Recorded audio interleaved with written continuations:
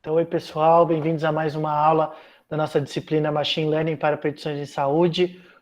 Hoje é a sexta aula e hoje vamos falar sobre um tema também relevante, tá? que é importante para vocês entenderem, né, o que está por trás de Machine Learning, né, o que está por trás são os algoritmos que conseguem tomar decisões inteligentes. E a gente vai falar hoje sobre quais são os algoritmos. Tá? Os algoritmos hoje de estado da arte para dados estruturados, para machine learning para dados estruturados. Tá? Quais são os algoritmos aí que têm funcionado melhor para vocês terem uma intuição aí sobre o que está por trás. Tá? Então, né, vai além do objetivo dessa disciplina, a gente ir, de fato, aprofundar muito, né, nas características dos algoritmos, é importante que vocês entendam o que está por trás e entendam uma coisa bem interessante, que é o quê? Esses algoritmos da arte, em geral, não tem performance muito diferente entre eles, mas eles são muito diferentes. Tá? Então, é isso que a gente vai ver hoje, né? A forma com que eles aprendem a tomar decisões inteligentes são muito diferentes. Tá? E o interessante é que, no fim das contas, como a gente tem visto, né, a performance não é absurdamente diferente entre eles. Né? Por quê? Porque são algoritmos que sofreram bastante mecanismos de pré-seleção. Tais algoritmos aí não são estado da arte à toa. Né? Eles foram sendo desenvolvidos aí ao longo dos anos, ao longo das décadas, foram sendo aprimorados para chegar a como eles existem hoje. Então, algoritmos como um todo, né, existem milhares, aí, milhares, milhões. Tá? Algoritmos é simplesmente um conjunto de regras para a tomada de uma decisão específica. Tá? É receita de um bolo. Tá? É isso daí, de certa forma, algoritmo. Tá? Como é que você chega nessa conjunto de regras? Pode chegar do jeito que você quiser. Tá? Então, existem literalmente milhares aí de algoritmos. A área foi, ao longo do tempo, convergindo para os algoritmos que vamos apresentar hoje. Tá? Que são o quê? Os algoritmos de boosting, que é o texto, né, que ficou de leitura para hoje. Random Forest, que também é um algoritmo de árvore, mas não de boosting. Redes neurais e regressões penalizadas. Tá? Então, em geral, são esses. Se você só quiser usar um, normalmente se usa algoritmo de boosting, tá? Que vão ser aqueles que a gente, né, por isso que é o assunto do texto de hoje, né, são algoritmos de boosting. São, em geral, aqueles que ficam melhores. Tá? Uma coisa que a gente viu também nas aulas anteriores é que, apesar de serem aqueles que ficam, em geral, melhor, eles nem sempre ganham. Tá? Então, em alguns casos, redes neurais ganham, em alguns casos, random forest ganham, etc. Tá? Mas, em média, né, os algoritmos de boosting costumam ganhar, então a gente vai... Então, o texto hoje é sobre algoritmos de boosting, mas vamos falar desses outros aí que também nós testamos. Tá? Então, qual que é a regra? Para quais algoritmos, né? Uma dúvida que as pessoas frequentemente têm em Machine Learning. Então, quantos algoritmos eu testo? Se você tiver infinito tempo, né, à sua frente, você testa, sei lá, uns 20. Tá? Mas a grande questão é que a área... E a gente fazia isso até cerca de 2017, 2018. No laboratório, a gente testava 15 a 20 algoritmos. Por quê? Porque naquela época ainda não existia essa convergência, né, esse consenso sobre quais algoritmos funcionam melhor. Então, nós testávamos todos aqueles, né, que apareciam em livros-textos e nos artigos do primórdio da área, etc. A gente testava 15 a 20, a área foi convergindo, convergindo, então hoje nós testamos pelo menos algoritmos de boosting, random forest e redes neurais. Tá? Porém, se forem dados muito, muito grandes, né, e a gente não tiver tanto tempo assim, tiver que testar um só, usar um só, em geral, um algoritmo de boosting, em geral, ou XGBoost ou LightGBA. Tá? Essas são as regras de bolsa que a gente tem hoje. Tá? Então, uma dúvida, como eu falei, uma dúvida muito comum. Ah, professor, a gente tem milhares de algoritmos, qual que eu uso? Né? Depende do teu tempo. É testar os 3 de boosting, LightGBM, que a gente vai ver hoje, CatBoost, que a gente vai ver hoje, XGBoost, que a gente vai ver hoje, Random Forest, redes neurais. Mais do que o suficiente. Tá? Se tiver menos tempo, só os de boosting. Tá? Só os 3 de boost. Se tiver menos tempo ainda, só o XGBoost. Tá? Que foi uma coisa que a gente viu na aula de discussão de artigo, né? Na aula passada de discussão de artigo, que é quando as pessoas testam um só, elas testam o XGBoost. Tá? Então, é muito dado, é muito algoritmo para rodar. Se eu vou usar um, o padrão é você usar o XGBoost, que é aquele que, em média, ganha mais em termos de performance preditiva no teste. É o XGBoost. Não tem nada de errado você só usar o XGBoost. Tá? A gente vê bastante isso nos artigos hoje. Tá? Em geral, é quando você tem muitos dados, né? Ou tem que rodar muitos algoritmos. Tá? Não dá para ficar testando 3, 4, se você tem que testar aí 20, 30 combinações de dados diferentes. Tá? Você acaba focando em um, e quando você foca em um, é o XGBoost. Tá? Isso é paradigma recente da área. Tá? De um ano para cá isso. Tá? Que a gente está vendo cada vez mais isso. Né? A área está convergindo para isso. Tá? Antes era mais random forest, tá? Mas hoje a gente vê constantemente que os algoritmos de boosting ganham até do random forest, que era o melhor, como eu falei, até uns anos atrás. Tá? Era considerado o estado da arte para dado estruturado até uns anos atrás. Tá? Então, esse é o objetivo da aula hoje. Então, vamos ver, como eu falei, por alto, né, colocar uma intuição para vocês sobre como esses algoritmos aprendem a tomar decisões inteligentes. E vocês vão ver que eles são muito diferentes entre eles. Obviamente, os de árvores são relativamente parecidos, mas aí você tem redes neurais totalmente diferentes, você tem regressões penalizadas totalmente diferentes. Tá? E o grande segredo é que, no fundo, né, eles acabam tendo decisões relativamente parecidas. Tá? Nunca é gigantescamente diferente. É raro, né? Às vezes acontece. Tá? Que você tem uma área abaixo da curva de um desses de 0,6 e os outros 0,8. Às vezes acontece gerar porque deu algum problema ali no algoritmo, o algoritmo se perdeu nesse banco de dados específico. Então, mas em geral a diferença não fica gigantesca. Assim. Tá? Mas é sempre bom vocês irem testando vários, se tiverem o tempo. Tá? Se forem fazer só uma análise, com certeza, pelo menos esses 5. Tá? Os 3 de boosting, random forest e redes neurais. Tá? Então esse é meio que o padrão que a área está convergindo. Tá? Então a gente vai ver exatamente isso hoje. Vamos ver os algoritmos de estado da arte de dados estruturados, tá? Para predição de dados estruturados hoje. Tá? Como eu falei, é importante que vocês tenham essa intuição sobre o que está por trás, o que o algoritmo está fazendo, de novo, para sedimentar mais uma vez na cabeça de vocês que machine learning, né, não é magia, não é milagre, é um conjunto de operações matemáticas que buscam mapear os dados ao seu desfecho.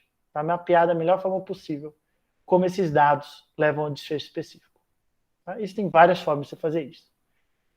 Tá? Então nós vamos ver hoje os algoritmos que na prática funcionam melhor. Então eu vou compartilhar aqui. E a partir de agora eu não vejo mais o chat. Então se alguém tiver qualquer dúvida, qualquer comentário, fique à vontade para me interromper, para ligar o microfone e interromper. Certo? Então é isso. E o artigo de hoje é esse, tá? Como todos os artigos aí que a gente tem visto, ele tem alguns problemas. Então, por isso que é muito importante, né, sempre em machine learning, vocês terem várias fontes de informação. Tá? Por quê? Porque machine learning é uma área que engloba muitas áreas. Tá? Principalmente computação e estatística. E normalmente a pessoa tem um desses dois backgrounds, computação e estatística.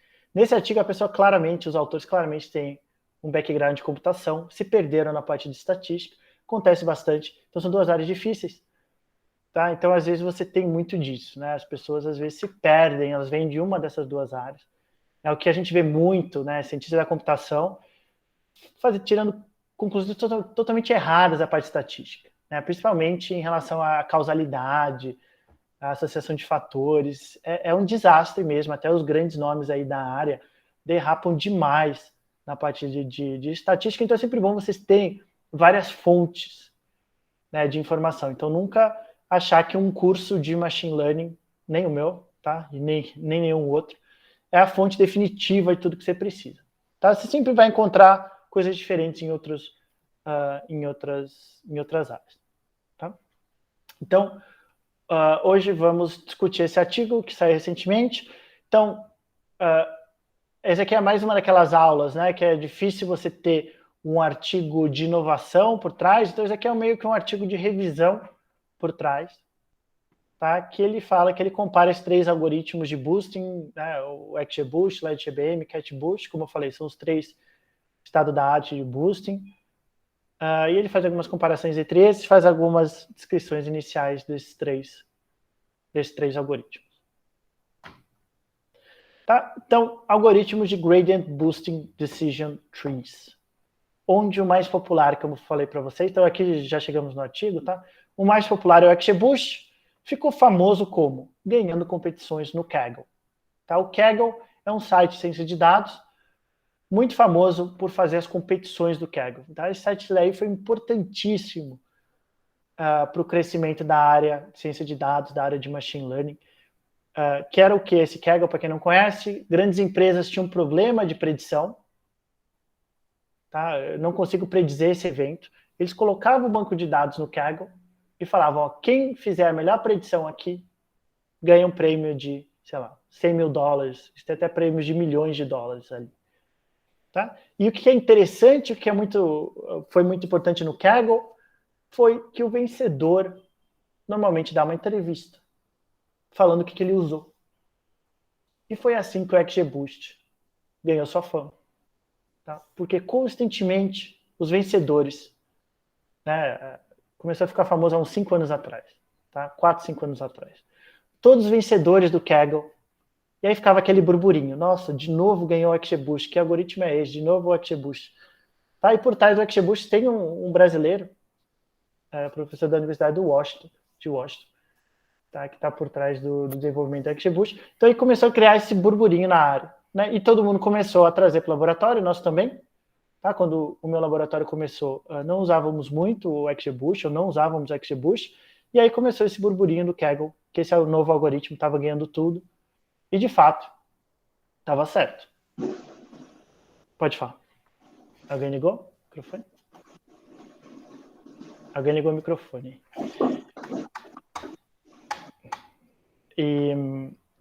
E aí começamos a incorporar, e de fato, né, ele foi crescendo assim na prática. Tá? Então, machine learning é uma área muito prática, começou a ganhar competições de machine learning, competições de predição, virou um dos nossos algoritmos. Tá? De novo, é uma coisa que eu falei para vocês na primeira aula, o que é muito interessante de machine learning é que não estamos presos a nada. Tá? Aparece uma nova forma de tomar decisões inteligentes a partir de dados, isso para nós é machine learning. Isso para nós vira e é incorporado dentro da área. Relativamente rápido. Tá? Em alguns casos, muito rápido. Tá? Então, de novo, é uma certeza que machine learning não vai ser substituído por nada. Nada. Tá? Tudo que toma decisões inteligentes de dados, a partir de dados, para nós isso é machine learning, para nós é incorporado na área automaticamente. Não estamos presos a nada. Existem muitas pessoas aí que são fã de algoritmo. Tá? A regressão logística tem esse problemaço ainda hoje na área. Tem gente que é muito fã de regressão logística, quer que regressão logística ganhe tudo, e se esforça e rouba, e mesmo que não ganhe, usa de qualquer jeito. Mas daí são pessoas aí que, em geral, não trabalham na área de machine learning. Quem é de machine learning não é... Tá? Na verdade, está interessado em tomar a melhor decisão possível a partir dos dados. Tá? E aí a gente testa tudo, vai aparecer novas técnicas, nós incorporamos, tá? Não temos nenhum problema, não estou preso a nada, não sou fã de nenhum algoritmo.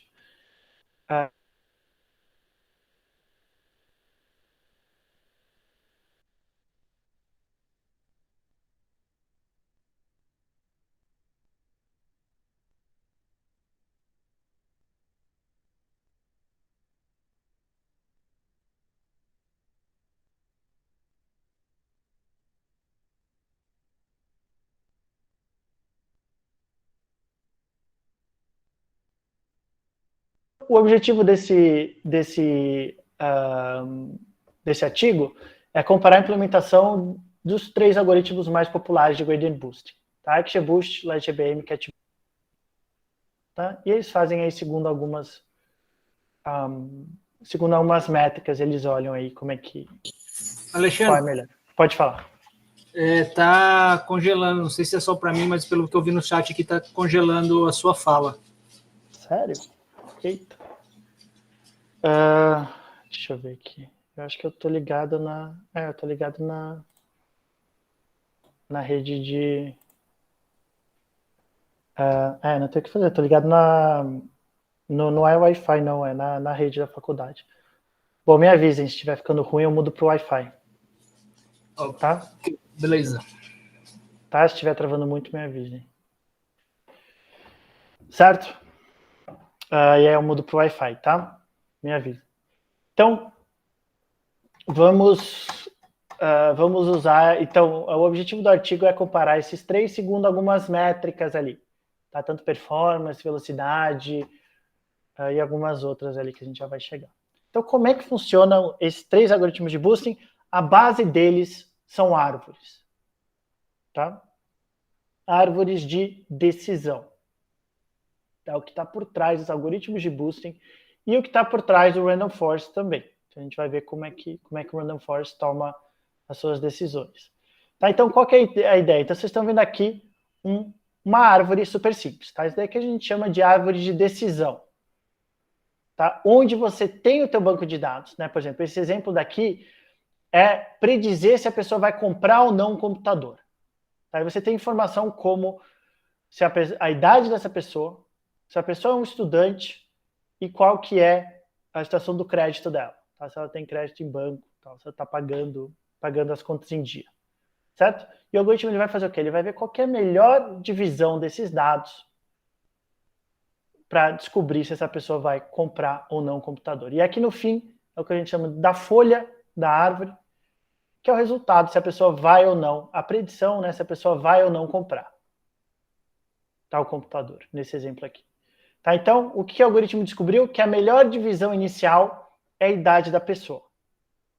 Tá? A melhor forma de dividir inicialmente esses dados, né, utilizando alguma medida de pureza, ou seja, botando pessoas parecidas para o mesmo lado, tá? Em geral, em relação ao desfecho, era selecionar a variável idade. Tá? Isso foi o algoritmo já que decidiu. Tá? Ninguém falou que primeiro divide idade. Não, ele tem lá todas as variáveis dele, ele vê qual que é a melhor divisão inicial de qual variável, né, e qual divisão dentro dessa variável.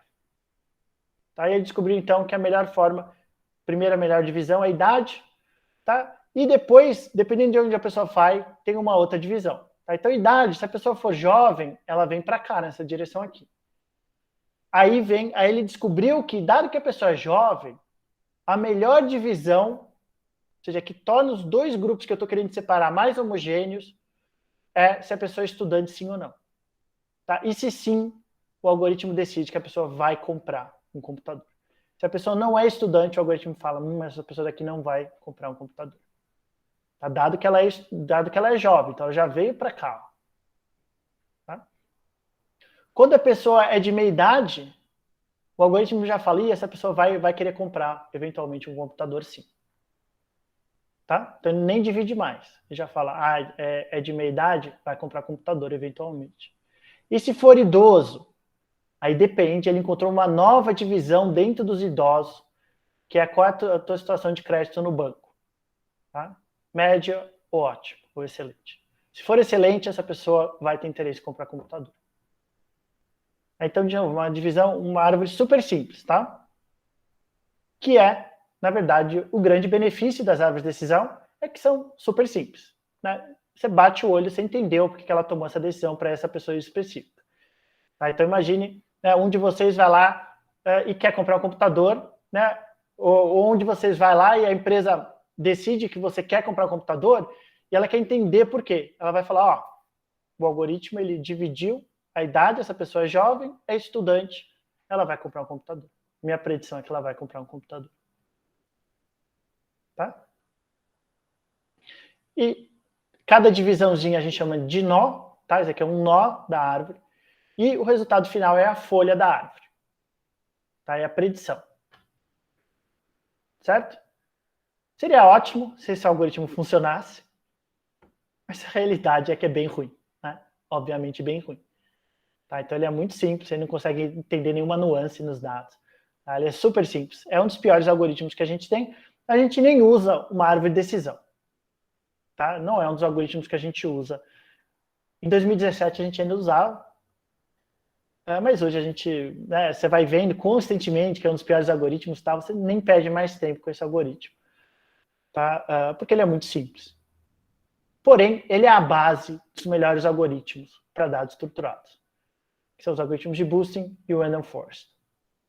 Tá? Apesar de ele em si ser muito ruim, porque ele é muito simples, vocês estão vendo aqui, tá? É basicamente esse tipo de decisão que ele acaba tomando. Super simples, super intuitivo, que é ótimo, porém, na hora de tomar uma decisão, funciona super mal. Tá? Porém, como eu falei, é a base dos melhores algoritmos que a gente tem hoje. Ficou claro essa ideia de o que é uma árvore de decisão? Tá? E aí qualquer predição é onde você for parar ali, onde o seu paciente for parar ali. Tá? Se o paciente for parar aqui no sim, né, imagina que eu estou predizendo se a pessoa vai ter um infarto no próximo ano. A pessoa veio parar no sim, eu falo que vai ter infarto no próximo ano. Tá? Se... Ah, professor, e a probabilidade? Então, em geral, a gente vai lá e checa quantas pessoas aqui que foram parar no sim, nesse sim dessa pessoa, acabaram tendo infarto. A gente fala que, ó, pessoas como ela, 75% acabam tendo infarto. Tá? Então, as pessoas que foram parar aqui na mesma folha. E quando é um problema de regressão? Ou seja, eu estou tentando predizer um resultado contínuo. Aí a folha é um númerozinho. Tá? Por exemplo, eu quero predizer qual vai ser o IMC dessa pessoa no próximo ano. Aí se a pessoa parou aqui, nessa folha aqui, por exemplo, o IMC é 24,5. Tá? E a minha predição para essa pessoa vai ser: o teu IMC é 24,5. Por quê? Porque você é jovem, é estudante. Você foi parar nessa folha. Tá? Se fosse um problema de regressão aqui, no caso.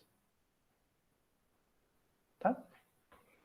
O que torna ainda mais difícil, pior ainda no caso de regressão, por quê? Porque você tem apenas predições de números.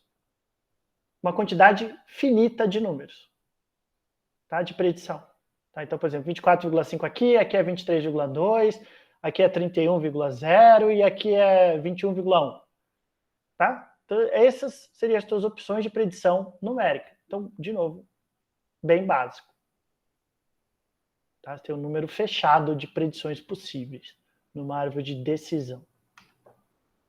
Tá? Então, boa notícia. Fácil de interpretar, simples. Você bate o olho, rápido de treinar. Tá? Porém, não funciona bem. Tá? Não entende nuance nos dados. Então, o que a gente faz? A gente faz o que a gente chama de ensemble. Tá? Nós criamos várias árvores de decisão e fazemos uma votação entre elas.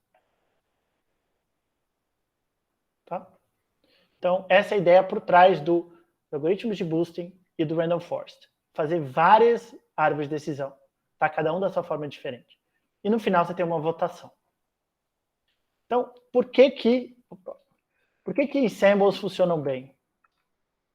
Por que ensembles funcionam bem? Vamos ver um exemplo aqui.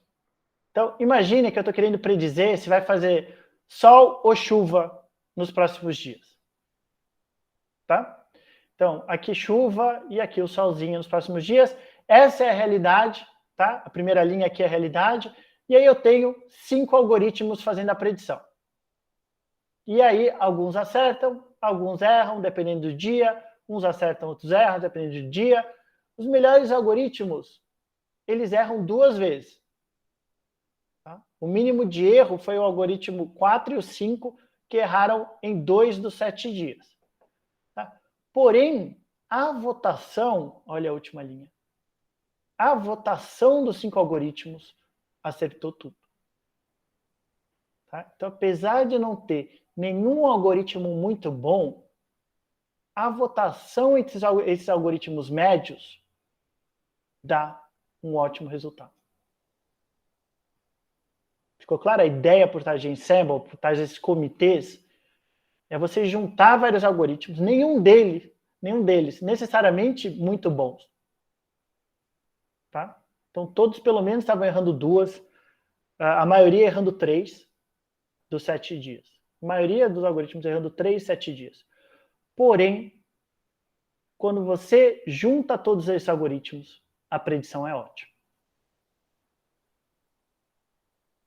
Tá? Essa é a ideia por trás desses algoritmos de ensemble de árvore. Apesar de cada árvore não ser muito boa, o fato de eu treinar várias árvores, fazer uma votação no fim, o meu resultado acaba sendo bom. Tá? Esse é o conceito, a ideia por trás desses ensembles. Tá?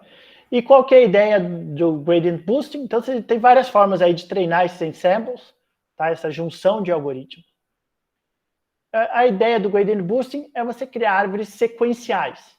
onde cada árvore vai aprendendo com o erro da árvore anterior. Tá? Vai modelando e reaprendendo com os erros da árvore anterior. Você vai criando uma sequência de árvores dessa forma. Tá? Então, ela descobre qual foi o erro anterior, ela remodela esse erro e vai passando adiante, até ir melhorando e diminuindo esse erro. Tá? Essa é a ideia por trás do Gradient Boosting. A gente vai ver que o Random Forest são árvores totalmente independentes. Tá? Aqui, no Gradient Boosting, não. Tá? São árvores sequenciais, que uma vai modelando o resultado da anterior, tá? Tentando melhorar esse erro. Tá? No Random Forest são árvores totalmente independentes.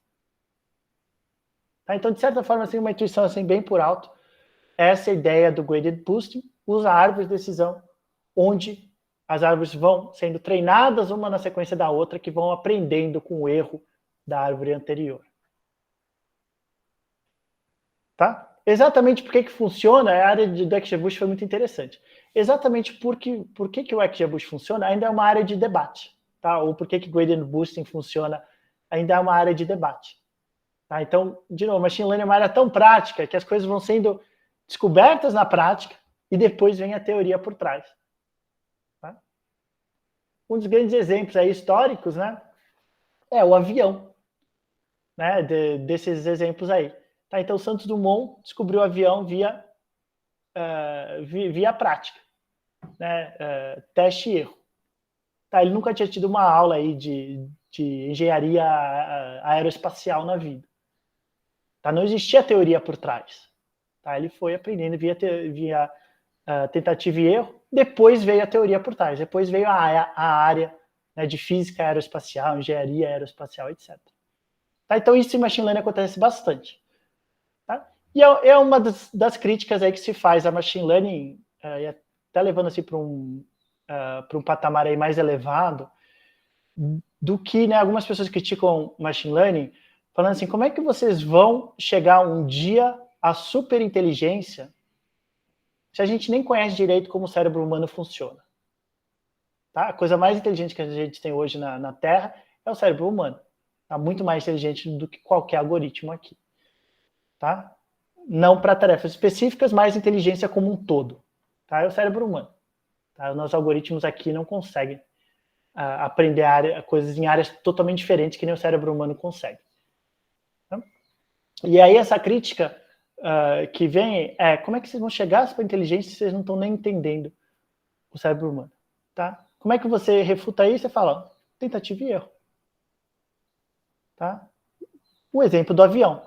Se eu tivesse que estudar os animais antes de como os animais voam, como os pássaros voam, antes de desenvolver o avião, e tivesse que imitar o pássaro voando para desenvolver o avião ia bater asa. E não ia funcionar muito bem.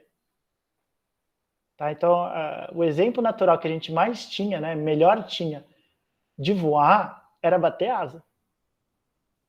Tá? Porém, Santos Dumont foi lá e via tentativa e erro desenvolveu um avião, né, os primórdios do avião, que hoje a gente conhece como avião, sem ter esse conhecimento, né, de engenharia e física aeroespacial. Então, é exatamente essa grande questão. Então, você consegue, né, às vezes, ter grandes descobertas via tentativa e erro mesmo, sem ter toda a teoria por trás. Tá? E foi assim que o XGBoost cresceu. Tá? Foi assim que o XGBoost foi ganhando, porque as pessoas que hoje abriu uma área de explicação. Tá? Por que os algoritmos de boosting funcionam tão bem? E aí tem debate entre os teóricos da área de machine learning sobre por que algoritmos de boosting conseguem aprender melhor do que os outros algoritmos. Tá? Mas eles foram descobertos não pela teoria, mas pela prática.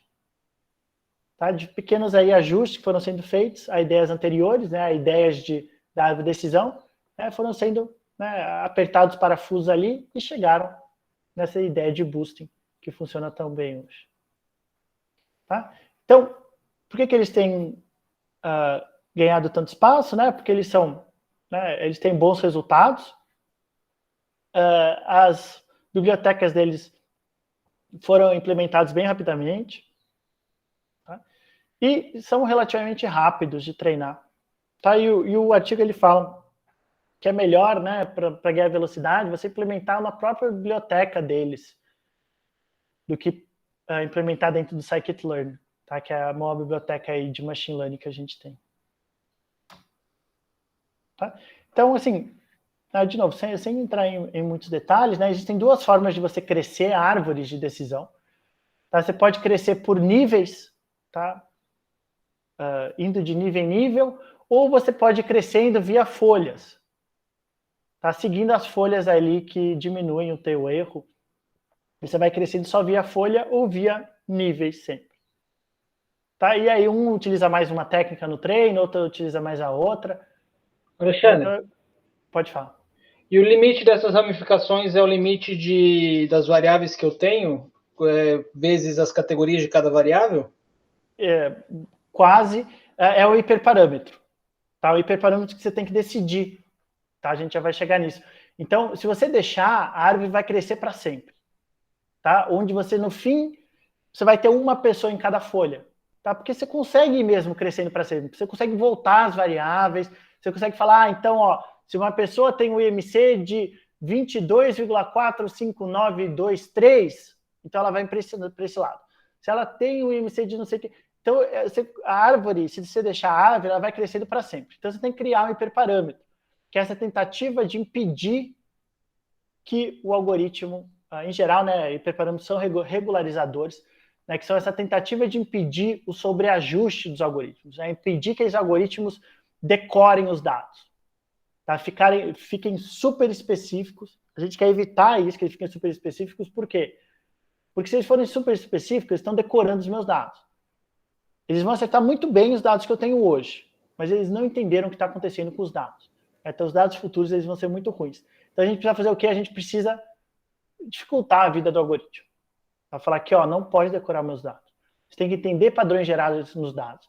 Então, o número máximo de divisões que você pode fazer é 50, por exemplo. Se vira com 50. Tá? Então, impedir que eles fiquem malandros. Impedir que eles fiquem malandros e decorem os dados e roubem, né, de certa forma, né? Porque o que a gente quer é que ele acerte o futuro, né? E o algoritmo não entende o conceito de futuro, tá? Ele não sabe o que é isso de acertar o futuro. Eu tenho os dados hoje, eu quero acertar esses dados, tá? Então você gera sempre uma tendência do algoritmo ao sobreajuste, tá? Decorar esses dados, tá? Né? E aí não vai funcionar bem depois. Por quê? Porque ele aqui aprendeu que uma mulher de 39 anos com IMC de 21,2, hipertensa, fumante, que bebe 3 copos de vinhos por semana, essa pessoa vai ter um infarto daqui a um ano. Mas porque ele decorou o dado da Dona Maria.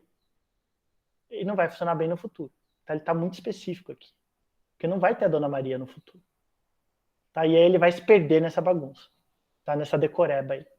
A gente quer o quê? Que ele entenda em geral, né, que se uma pessoa é hipertensa, se bebe muito, se tem um IMC alto, juntando tudo isso, significa que ela tem um alto risco, por exemplo.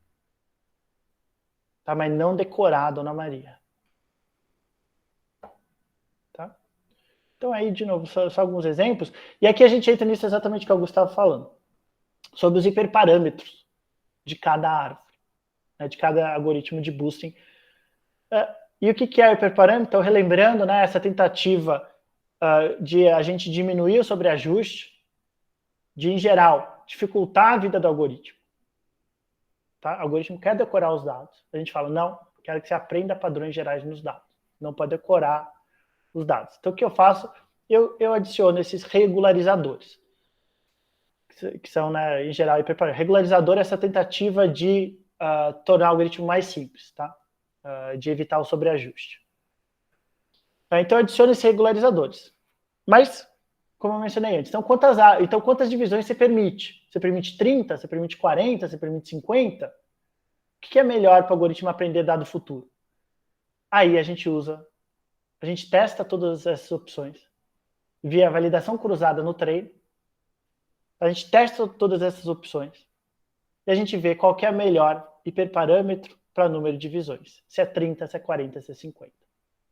No treino, via validação cruzada, estão lembrando, validação cruzada é aquela divisão, né, entre mini treino e mini teste, dentro do treino, tá? Onde a gente vai lá e fala, ó, treina um algoritmo com 30, que você pode fazer 30 divisões, que você pode ter até 10 pessoas, aí eu já vou entrar nos outros hiperparâmetros aqui. Você pode ter até 10 pessoas em cada folha e pode criar assim, 150 árvores diferentes.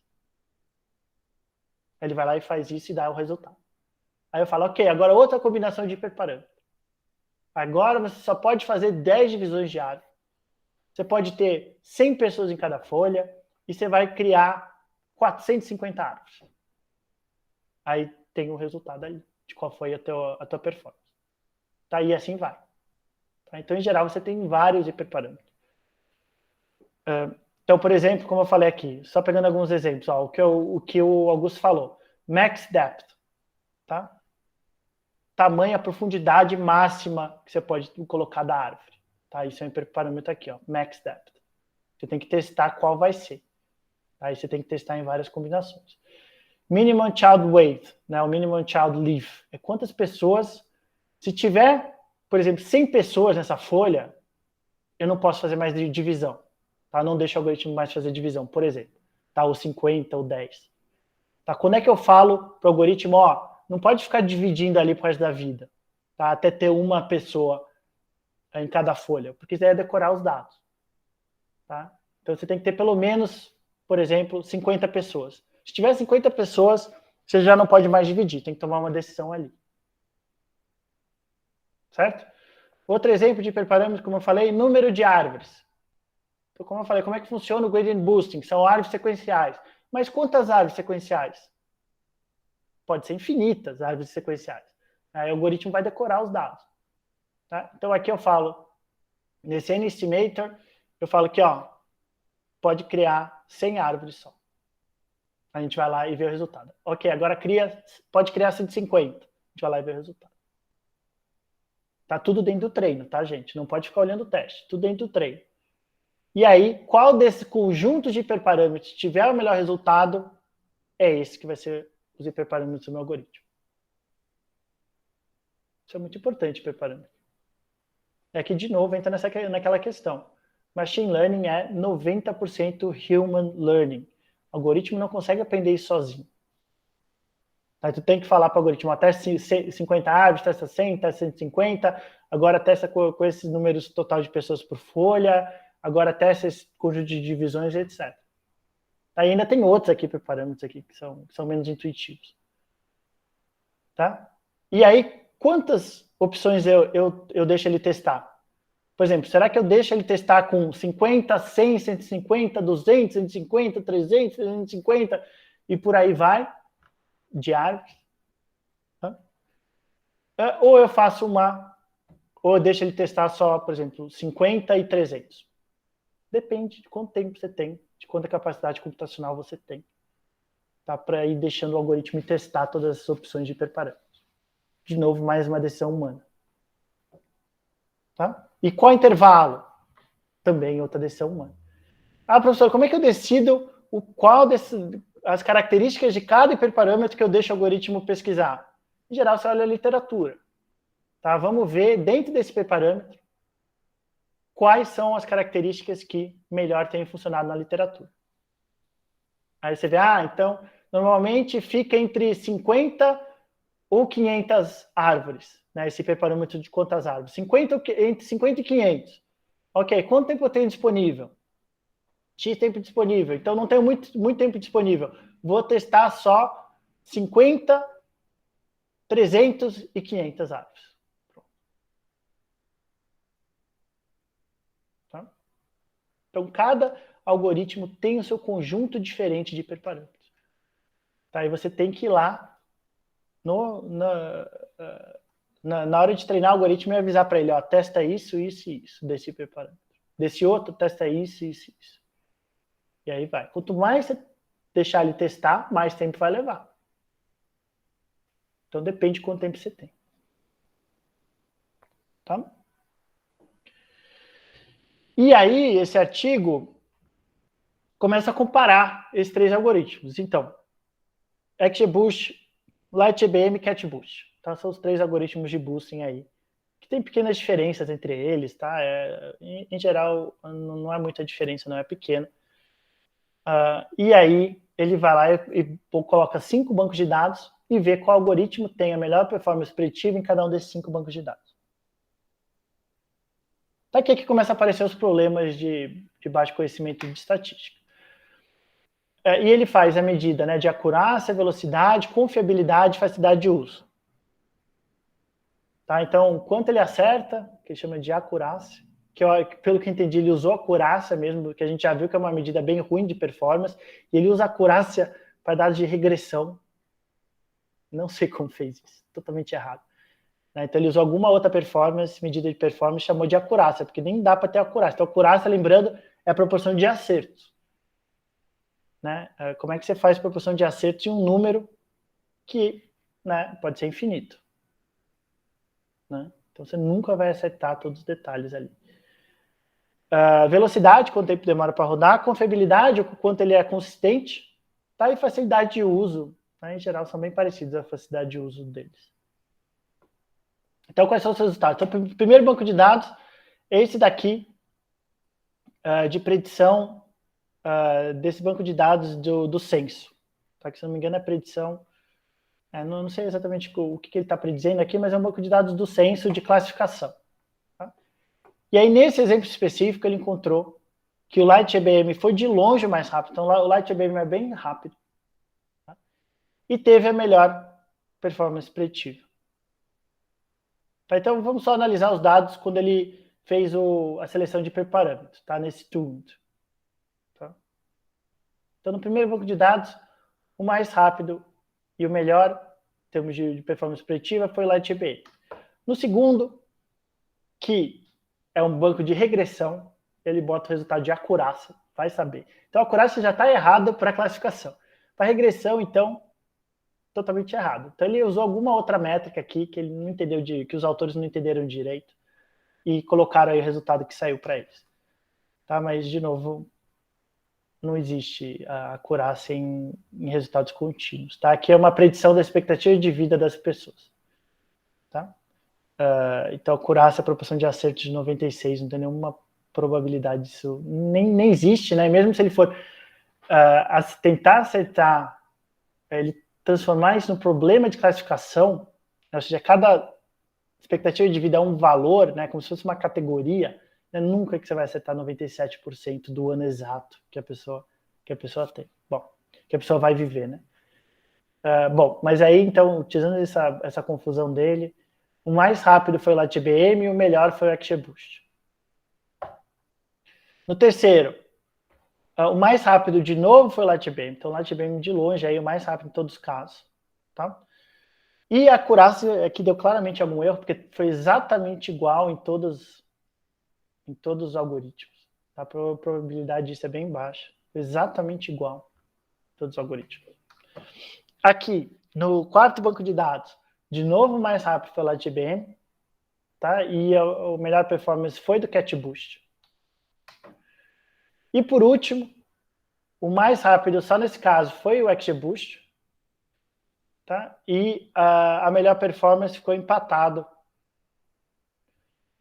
entre o XGBoost e o CatBoost. Tá? Então, o que a gente tira daqui? A única coisa que a gente tira é que o LightIBM é o mais rápido desses três. Tá? Então, se vocês tiverem aí problema de velocidade, usem o LightIBM e a performance é bem parecida. Tá? Entre todos os algoritmos de boosting. Tá? O LightIBM é um algoritmo que tem aparecido mais recentemente, então ainda se usa muito o XGBoost, mas na nossa experiência no laboratório também isso é verdade. Tá? Que o LightIBM costuma ir muito bem. Tá? Assim, analisando por alto, acho que ganha mais o LightIBM do que o XGBoost. Tá? Então, talvez estejamos encaminhando aí para um novo paradigma. Então, em vez de usar um só, quando você tiver que usar um só, historicamente você usa o XGBoost, faz mais sentido você usar o LightIBM, segundo esses resultados desse artigo. Tá? O CatBoost, pode falar. Mas na sua experiência, se vocês, no artigo que você submeteu, você só manda utilizando só um um desses métodos, qual que é a probabilidade do cara voltar e falar, você tem que usar mais de um, comparar mais de um? Então depende, né? Porque a gente viu aquele artigo da semana passada, né? Que ele fez aí centenas de predições, né? Aquele lá que você comentou, que você foi um dos comentaristas, de predição ali, de um monte de coisa tal. E aí ele só usou um, em geral não tem problema. Mas se você for fazer uma única predição, né? O teu artigo inteiro for esse, né? Eu quero predizer risco de infarto no próximo ano utilizando esses dados desse frontal eletrônico. Tá? Aí não tem nenhum motivo para você só usar um. Tá? Aí você usaria pelo menos, né, como eu falei, uns 5. Seriam os 3 de boosting, um random forest e o redes neurais. Tá? Esse é o padrãozão. Tá? Porém, se você for fazer um monte de algoritmo, aí faz sentido você usar só um. Qual que é o que as pessoas usam hoje? Que aquele artigo também fez isso. Usar só o XGBoost. Tá? Porém, né, se a pessoa conhece da área, né, e você só usa o LightGBM, tudo bem também. Tá? O LightGBM está tendo uma ótima performance e está sendo bastante rápido. E a performance, né, às vezes, até melhor que o XGBoost. Tá? Então, é meio que essa né, a conta por trás. Se eu tiver que fazer um monte de algoritmo, um monte de análise dentro do mesmo artigo, tudo bem usar só um algoritmo. Tá? E aí você usaria o XGBoost ou o LightGBM. Se você for fazer só um algoritmo, né, por mais que seja só uma predição, né, por mais que você tenha algumas análises de sensibilidade ali, tenha rodado mais algumas coisas tal, aí em geral você testa uns 3 a 5 em algoritmo. Essa é meio que a regra de bolso da literatura atualmente. Tá? Então, é esse o artigo aqui. Então, saiu esse ano, dei uma olhada aí. Eu não entrei muito a fundo nos detalhes do detalhe aí do gradient boosting, né? Que a gente vai ver os outros algoritmos ainda. Tá? Mas a ideia por trás é essa. Essa árvore de decisão sequenciais, onde cada árvore vai aprendendo o erro da árvore anterior. E em termos de comparação, os três algoritmos são relativamente parecidos. Porém, o CatBoost, em geral, o CatBoost teve seu momento, né, no meio do ano passado, tá, onde a gente via muito burburinho aí do CatBoost, a gente trouxe para o nosso laboratório o algoritmo, mas assim, na prática não é nenhum game changer, não. Tá? Às vezes ele ganha, mas não é tão comum, não. Tá, mas a gente está usando. Então, vamos para o Random Forest. Então, falamos do gradient boosting, vamos ver outro tipo de algoritmo de árvore que tem como base as árvores de decisão, tá? Que são os random forests. Tá? Então, árvore de decisão. Qual que é a parte boa da árvore de decisão? Como a gente viu, é que você bate o olho e você entendeu porque o algoritmo tomou essa decisão. Tá? Aquela árvore única. Tá? Qual que é o problema dessa árvore única? É que uma forte tendência ao sobreajuste, tá? Onde o algoritmo vai decorando, ou ele é muito simples, ou ele é muito complexo. Tá? Esse meio termo é muito difícil numa única árvore. Tá? Você tem uma árvore que você consegue bater o olho e entender e que funcione bem. Tá? É muito difícil isso. Tá? Então, o que a gente faz? Qual que é uma solução? Criar várias árvores. Tá? E deixar votar, cada árvore votar. Então, várias árvores independentes entre si vão tomando uma decisão e aí, no fim, você vota que nem aquele exemplinho que eu falei para vocês, que eu mostrei para vocês da predição do clima. Tá? Se vai chover ou vai fazer sol. Tá? Qual que é o problema disso? Como é que eu crio várias árvores? Né? Se forem os mesmos dados, vão ser as mesmas árvores. Tá? Porque o algoritmo está tentando colocar, né, puxar para um lado, puxar para a esquerda, puxar para a direita, baseada na pureza, né, na consistência desses dois grupos, né, na semelhança entre esses dois grupos. Tá? E aí, se eu quiser criar 500, vai ser 500 mesmas árvores. Então, o que a gente faz? Nós fazemos um bootstrapping. Que é o quê? É selecionando amostras diferentes do meu banco de dados para cada árvore. Então, cada árvore vai usar um conjunto do meu banco de dados diferente. Tá? E como é que é o bootstrapping? É esse sorteio com reposição. Ou seja, cada pessoa pode participar da mesma árvore mais que uma vez. Ela pode ser usada, por exemplo, 2, 3, 4 vezes como exemplo da mesma árvore, ou 0 também. Tá? Então, isso é o bootstrapping, é sorteio com reposição. Tá? Então, cada pessoa vai sendo sorteada, pode ser sorteada de novo. para fazer parte do banco de dados de cada árvore. E cada árvore, de novo, começa o sorteio de novo. Ou seja, cada árvore que vai sendo criada vai usar um conjunto diferente de dados. Tá? Exatamente para permitir essa diversidade de árvores, para ter aquele comitê que vai votar no fim. Tá? E segundo, né, as regras de Bootstrap, você consegue provar que, né, em sorteio com reposição, cerca de 63%, a probabilidade de cada pessoa tem 63% de ser sorteada para essa árvore específica. Tá? Bom, e aí você faz isso. Você sorteou e aí você cria aquela árvore de decisão. Aí, ok. Próximo sorteio. Sorteio de novo lá, as pessoas criam uma nova árvore de decisão. Próximo sorteio, cria uma nova árvore de decisão. Tá? E aí, no final, qual que é a predição para uma paciente específico? Tá? Então, eu fui lá, criei no treino, sei lá, 500 árvores. Tá? Aí chegou o seu João no meu hospital. Essas árvores aí, elas foram treinadas para predizer, por exemplo, se um paciente vai ter infarto no próximo ano, por exemplo. Aí chegou o seu João, eu quero saber se ele vai ter infarto no próximo ano. Como é que a árvore, que já foi treinada, né, toma essa decisão? Então você tem lá 500 árvores. O seu João, ele passa por todas as árvores, o dado do seu João, por todas as árvores, cada uma com as suas divisões diferentes, né? E cada uma com a sua predição diferente. Por exemplo, uma fala que sim, o seu João vai ter infarto, outra fala que não, outra fala que sim, outra fala que sim, outra fala que sim, outra fala que não. E aí você soma tudo, as predições do seu João, com suas características dele, em cada árvore. Soma tudo. Né? Em cada árvore vai te dar uma predição. Você soma todas. E aí divide, né, pelo total de árvores, você tem uma probabilidade. Né? Então você fala, ó, 87% das árvores falaram que o seu João vai ter um infarto no próximo ano. Essa é a tua probabilidade, seu João. Tá?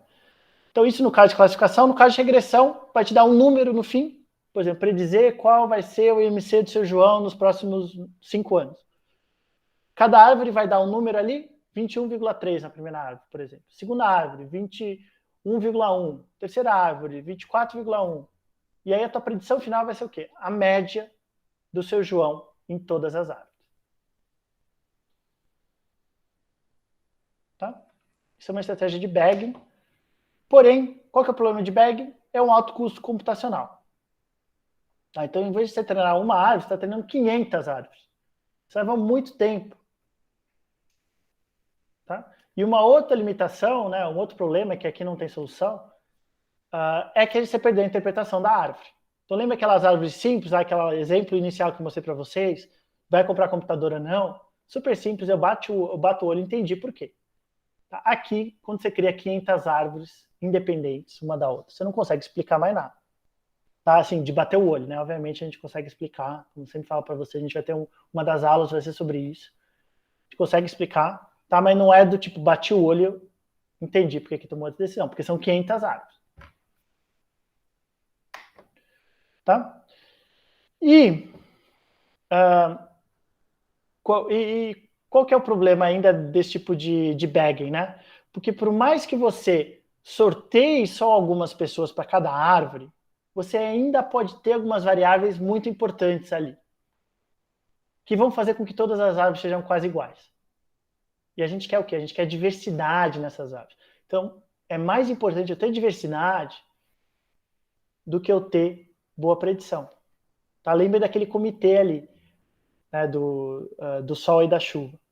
Tá? Por mais que nenhuma seja muito boa, o que eu quero é diversidade. Que na média elas vão ser muito boas. Tá? Então o que eu faço? Aí a gente entra em Random Forest. Tá? Que é, em primeiro lugar, fazer esse bag, fazer esse sorteio para cada árvore e fazer sorteio de variável também. Eu não deixar o algoritmo usar algumas variáveis em alguns nós, em algumas decisões ali. Eu falo, não pode usar todas aqui. Aqui você pode usar 1/3 das variáveis. Eu vou sortear 1/3 das variáveis, da mesma forma que eu estou sorteando parte da minha amostra, dos meus pacientes, para treinar essa árvore, eu vou também sortear a variável. Eu tenho que se virar com essas variáveis aqui. Para quê? Para garantir diversidade das árvores. Mais importante garantir diversidade das árvores do que garantir performance. Porque se elas estão medindo a mesma coisa, às vezes elas decoraram ali alguma variável, tem alguma variável que parece importante, mas que no futuro não vai ser mais importante. Então, eu quero diversidade de árvores. Tá? Então, bagging mais aquele bootstrap, né, que a gente chama de bagging mais seleção de variável, então sorteio de pessoas, sorteio de variável. Atenção, torna cada árvore pior, hein? Cada árvore está ficando pior. Por quê? Porque eu estou botando menos pacientes e menos variáveis para esse algoritmo se virar. Mas, em conjunto, o comitê fica melhor. Essa diversidade, por mais que sejam árvores ruins, a diversidade é importante. Com a diversidade, o algoritmo toma boas decisões. Tá? Isso é o Random Forest. Então, são árvores, conjunto de árvores, 500 árvores, por exemplo. Tá? E, de novo, é um hiperparâmetro isso, quantas árvores. Tá? Então, por exemplo, se 500 árvores, cada uma com pacientes diferentes e podendo usar um número diferente de variáveis, todas vão lá e votam no fim. E aí a agregação disso chama Random Forest, florestas aleatórias. Tá? Então, você tem a floresta de várias árvores, onde cada árvore foi sorteada aleatoriamente um número de pacientes e um número de variáveis. Tá? Então isso é a Random Forest. Então é isso. Você vai criando aí 500 árvores, cada uma com pacientes diferentes e com variáveis que ela pode usar diferentes, cada uma chegando à sua conclusão, tá? Cada uma com o seu resultado aqui para o seu João. Eu vou lá, passo na primeira, o resultado do seu João é vai ter infarto. Passo na segunda, o resultado do seu João é não vai ter infarto. Passo na terceira, o seu João. Então, lembrando, dadas as características do seu João, ele vai seguindo um caminho específico em cada árvore, dependendo de qual foram as divisões das variáveis que essa árvore utilizou. Aí, no fim, você tem um somatório, você tem o resultado final. Certo? Então, isso é o Random Forest, mais um algoritmo super poderoso, como eu falei. Depois do Boosting, é o melhor algoritmo em média, tá? Random Forest, que usa essas árvores super simples, porém gerando um comitê. Essas árvores fracas, cada uma fraca individualmente, elas ganham força na união. Tá? Gosto muito disso aqui, desse exemplo. Tá? Acho que esse exemplo daqui ajuda vocês visualmente a entenderem essa história de um comitê poderoso de preditores fracos. Tá? Essa é a ideia por trás tanto do Graded Boosting e mais claramente no caso do Random Forest, que as árvores são independentes. O que é bom de ser árvore independente, você consegue paralelizar. Tá? Você consegue ir fazendo Random Forest em vários núcleos, em vários computadores. Você consegue ir cada um fazendo as suas árvores ao mesmo tempo e depois juntar tudo. Então, em vez de cada um ir tendo que fazer cada árvore, você vai dividir em tarefas ali. Tá? Então, você consegue ganhar muito tempo com o Random Forest dessa forma. Próximo, então vimos algoritmos de boosting, Random Forest. Vamos ver agora as regressões penalizadas. Tá? Então, regressão penalizada, que eu estou falando, regressão linear, regressão logística. Tá? Normalmente você usa a regressão linear e a regressão logística para problemas de inferência. Tá? Quero saber se existe uma associação desse fator com esse outro fator. Em geral, para isso são usadas as regressões lineares e regressões logísticas. Quero saber se fumar está associado a doença cardíaca. Tá? E aí eu coloco aí as variáveis de confusão, controlando pelas variáveis de confusão, consigo um efeito significativo de que existe uma associação entre ser obeso e ter infarto em 10 anos. Tá? Porém, quando você faz esses estudos de associação, né, que você tem que selecionar variáveis baseado nisso, você tem que selecionar suas variáveis, né, no estudo de associação, de inferência, tem que escolher variáveis baseado no fato de que essa variável é uma variável de confusão ou não, tá? Porque você está vendo a associação de um fator com o outro. Tá? Por mais que você tenha que fazer isso, você tem, no fundo, uma predição. Então, imagine que eu quero ver a associação da qualidade da dieta com a glicemia de cada paciente. Tá? Então, eu vou lá, crio uma regressão, controlo pelos fatores de confusão entre dieta e glicemia, E aí eu tenho a minha equação final, tá? Com os meus beta 0, nesse exemplo aqui, beta 0 é 1,23, beta 1,35 e beta 2, 0,91. Tá?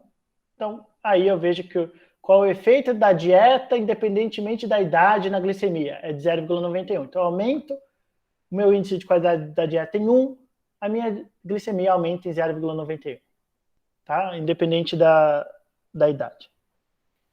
Certo? Então esse é o objetivo aí de um estudo de inferência, assim, né? Eu tô sendo bastante simplista, mas é essa a ideia.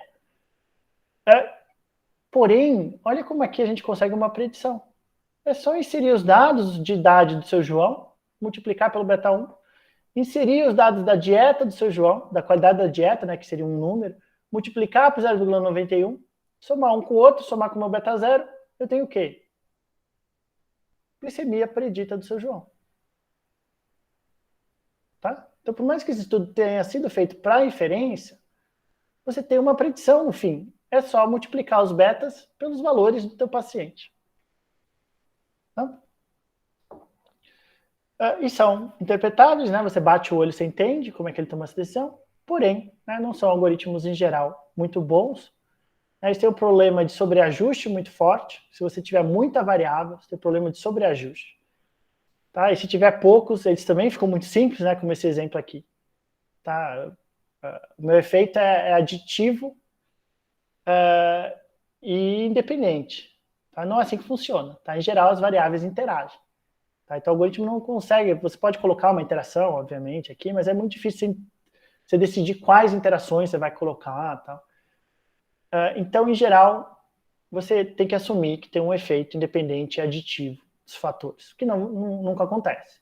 Tá? Então, o teu efeito da dieta na tua glicemia varia segundo a tua idade bastante. Aí depois varia segundo outros fatores também, né? Que se você tem uma variável, não tem a outra, se essa for alta, se aquela for baixa, aí tudo interage, né? Mudando o efeito dessa variável específica no teu desfecho. Aqui, em regressão linear, em regressão logística, você tem que assumir que é independente e aditivo esse efeito. Tá? Como eu falei, você pode colocar uma interação ali, mas é bem difícil você identificar quais interações são relevantes. Tá? Em geral, as pessoas não colocam isso. Tá? Então, qual que é a solução aqui? Então, como eu falei, você vai colocando todas as variáveis ali, você tem 30, 40 variáveis, você tem um alto risco de sobreajuste. Você faz o que para tornar esses algoritmos melhores na predição? Adicione hiperparâmetro. Tá? No caso, regularizador. Tá? Tornar a vida do algoritmo mais difícil. Tá? Eles têm 2 regularizadores para regressões lineares e regressões logísticas. Então o que você quer? Você faz uma penalização nos betas. Tá? Então eu não quero que os betas fiquem muito altos. Tá? Porque é um sinal que o algoritmo está dando muito peso para essa variável específica. Está com risco de sobreajuste aqui. Tá? Ele está exagerando a importância dessa variável. Acontece bastante, às vezes, em problemas de inferência, né, que um dos betas explode. Tá? Então eu quero fazer o quê? Eu quero que o meu algoritmo de regressão, linear ou logística, no caso de linear primeiro, então eu quero que ele minimize os erros, tá? YI, que é o valor do desfecho real, menos Y, chapeuzinho I, que é o valor predito do desfecho. Quero que ele minimize esse erro, que ele erre o mínimo possível. Tá? Então ele vai escolher uns betas que minimizem esse erro. Aí beleza, isso é uma regressão normal, uma regressão linear normal. Com penalização eu faço o quê? Eu falo, ó, você tem que minimizar o erro e tem que minimizar o beta. Os teus betas. O que eu faço com isso? Eu impeço ele de ter betas muito altos. Porque para um beta aumentar, tem que valer a pena muito a redução no erro que esse beta alto atinge. Tá? Então eu não estou mais minimizando apenas o erro desse algoritmo, eu estou mandando ele minimizar ao mesmo tempo os betas. Tá? Eu falo assim, ó, minimiza erro, mas minimiza beta também. Então você vai ter que encontrar um balanço entre essas duas questões. Tá? Então, se aumentar muito esse beta, ele cai o meu erro um pouco. Mas espera aí, está aumentando muito o beta e está caindo pouco o erro. Não, não pode fazer isso. Tá? Eu faço um encolhimento dos betas. Eu evito sobreajuste com isso. Tá? Essa daqui é Então, aqui eu estou minimizando o quadrado dos betas, tá? A gente chama isso de penalização L2, ou penalização de Ridge. Estou minimizando o meu erro e os betas quadráticos, né? Os betas ao quadrado. Tá? Porque é aquela questão, né, de não dar peso diferente para um negativo, tá? Você leva ao quadrado. A gente chama de penalização L2. Tá? Então, estamos tentando minimizar o erro, ao mesmo tempo o erro e os betas. E temos e qual que é o hiperparâmetro aqui? Então, lembrando, hiperparâmetro é aquela decisão que a gente tem que tomar, né, de o quanto eu vou dificultar a vida do algoritmo. Qual que é o hiperparâmetro? É esse lambda aqui. Ó. Ou seja, qual é o peso que eu dou para a redução dos betas? Se o meu lambda for zero, corta aqui, hein? Aqui vira zero, vira uma regressão linear normal. Tá? Então, quanto maior o meu lambda, maior a penalização que eu estou dando para o algoritmo, se ele quiser aumentar os betas. Tá? E eu só faço encolhimento de beta nos betas 1, 2, 3, 4, não no beta 0. Tá? O beta 0 é a média do resultado dado os outros valores de beta. Né? Se os outros valores de beta fossem zero, tá? O quanto esperaria que fosse o meu y. Então, aqui um exemplo de como o algoritmo vai encolhendo betas à medida que eu vou aumentando o meu lambda. Então, aqui no eixo do x é o lambda. Tá? Então, lembrando, o lambda é esse valor que eu preciso decidir. Tá? É o meu hiperparâmetro.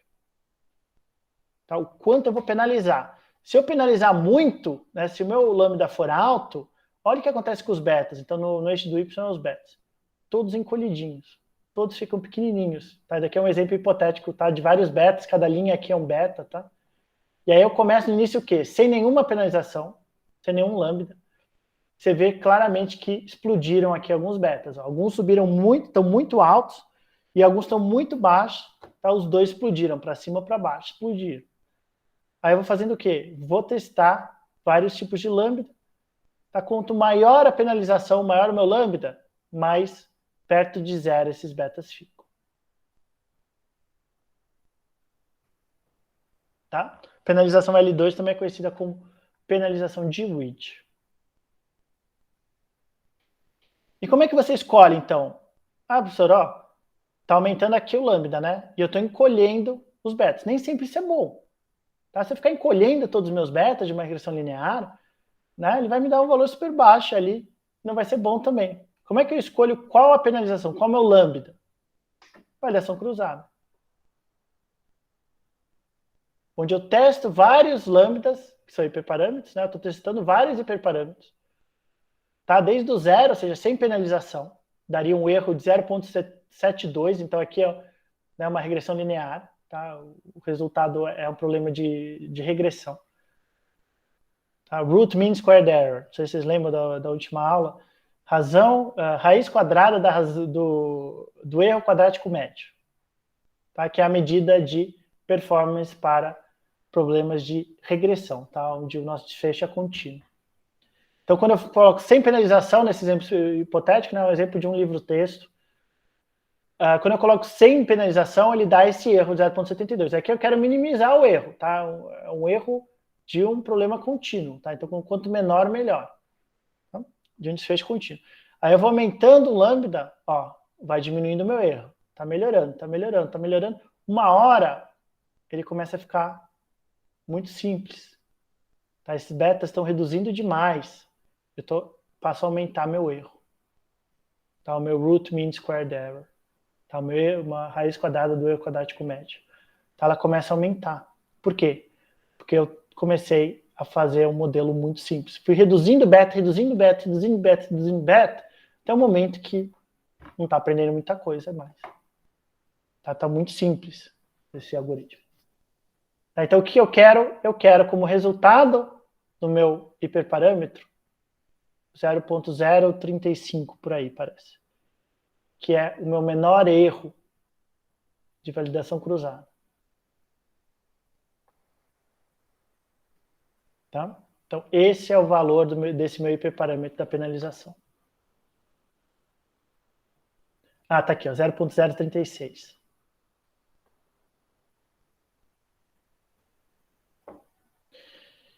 E eu falei da penalização L2, a gente tem a penalização L1, que é a penalização de laço, que faz o quê?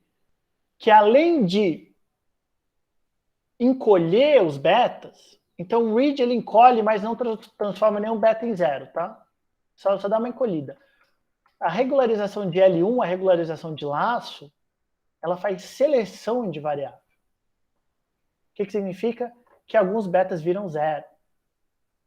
Tá? Então, imagine uma variável cujo beta é zero, né? Está sendo multiplicada por zero, o valor dela é zero. Ela foi retirada desse algoritmo, dessa equação. Tá? Se o beta, né? Então lembrando como é que funciona uma regressão linear. Você vai multiplicando os betas pelos valores das variáveis. Tá? Se um dos betas, por exemplo, o beta 1 aqui nesse exemplo, é zero, a variável idade foi retirada da equação. Tá multiplicando, qualquer valor que você colocar aqui, você vai ter que multiplicar por zero, vai dar zero. Ela foi retirada da equação. Você fez seleção de variável. Tirou algumas variáveis do teu algoritmo. Então isso aqui laço faz, tá? Algumas pessoas de inferência usam laço também, para selecionar quais variáveis elas vão colocar no seu problema. Então essa é a regressão de laço. A gente vai ter uma aula na próxima aula. Vai ser sobre seleção de variável. Vai ser exatamente sobre isso. Tá? Esse laço funciona muito bem se você estiver fazendo uma regressão linear, uma regressão logística. Tá? Mas para outros algoritmos não funcionam muito bem. Tá? Você já tem técnicas mais elaboradas, mais estado da arte de selecionar variável do que selecionar via uma regressão linear, uma regressão logística. Tá? Isso vai ser o tema da próxima aula. Como selecionar variável para o algoritmo preditivo. Tá? E aqui, né, o que mudou? Por que é L1? Porque, então, em vez de minimizar o beta quadrático, né, os betas quadráticos, eu estou minimizando os betas absolutos, o valor absoluto. Tá? E você consegue mostrar matematicamente que você mudar de beta zero, de beta quadrático para beta absoluto, isso faz seleção de variáveis, torna alguns betas iguais a zero. Certo? Então essas são as regressões penalizadas. E você consegue fazer exatamente a mesma coisa, eu usei exemplo de regressão linear, mas exatamente a mesma coisa com regressão logística também. Tá? Quando é que você usa a regressão logística? Quando o desfecho é categórico, tá? Problema de classificação, tá? Que você também consegue incluir penalizações de read, de laço, e as duas ao mesmo tempo. São conhecidas como rede elástica. Tá? Também consegue usar a rede elástica em regressão linear. Tá? Quando você faz uma penalização de read e de laço. A gente chama isso de rede elástica. Tá? Funciona da mesma forma em regressão logística e em regressão linear. Interessante, algumas das bibliotecas mais importantes de machine learning têm como default, como padrão, fazer penalização de read. Tá? Então você vai no scikit-learn, eu acho que ainda é assim, saiu uma nova versão agora do scikit-learn, tá? 1.0, que é a biblioteca mais usada em machine learning. Quando você pede uma regressão logística, você não está pedindo uma regressão logística. Está pedindo uma regressão logística penalizada com read. Então fiquem atentos a isso às vezes. Tá? Que as pessoas esquecem de botar no artigo, né? Elas falam, isso aqui foi uma regressão logística. Não, foi uma regressão logística de read, penalizada por read. Que em geral dá uma melhoria em relação à regressão logística normal. Tá? Mas aí você também pode adicionar laço ou fazer os dois e virar uma rede elástica. Então, certo? Então passamos pela algoritmo de boosting, random forest, regressões lineares logísticas, e agora vamos para redes neurais. Tá? Redes neurais inspiradas, historicamente, pelo funcionamento do cérebro. Normalmente pelo cérebro humano. Tá? Como é que funciona o cérebro humano? Então, como é que o sinal passa no cérebro humano? Ele passa ele começa nos dendritos, né? Você recebe via dendritos, aí o sinal, a informação, passa pelos axônios, é transformada pela sinapse para o próximo dendrito. Tá? Então é neurônio por neurônio, a informação vai passando, tá? Até chegar ao resultado efetivo. Tá? De certa forma, é assim que funcionam as redes neurais artificiais. Você tem informação passando de neurônio para neurônio até chegar no neurônio final, que tem que tomar uma decisão. Tá? Sinais propagados sequencialmente. Tá? Então, como é que funciona de uma forma bem simples? Isso aqui é uma rede neural, onde você tem as suas variáveis preditoras aqui na primeira camada. Aqui na primeira camada. Então, as variáveis, né, cada neurônio é uma variável preditora, que vai sendo passado para um neurônio de camada oculta, que a gente chama. Tá? Que recebe informação de todos, tá? Recebe de todas as variáveis esse neurônio. Ele recebe essa informação, ele tem que processar essa informação e mandar algum sinal adiante. Tá? Então, como o cérebro humano. Recebe a informação, processa a informação e manda essa informação transformada adiante. Tá? É essa a ideia de uma rede neural. Tá? Recebe informação, transforma essa informação, passa a informação adiante. Até chegar no momento que tem que tomar uma decisão. Tá? Em geral, como é que transforma essa informação? Em uma regressão linear.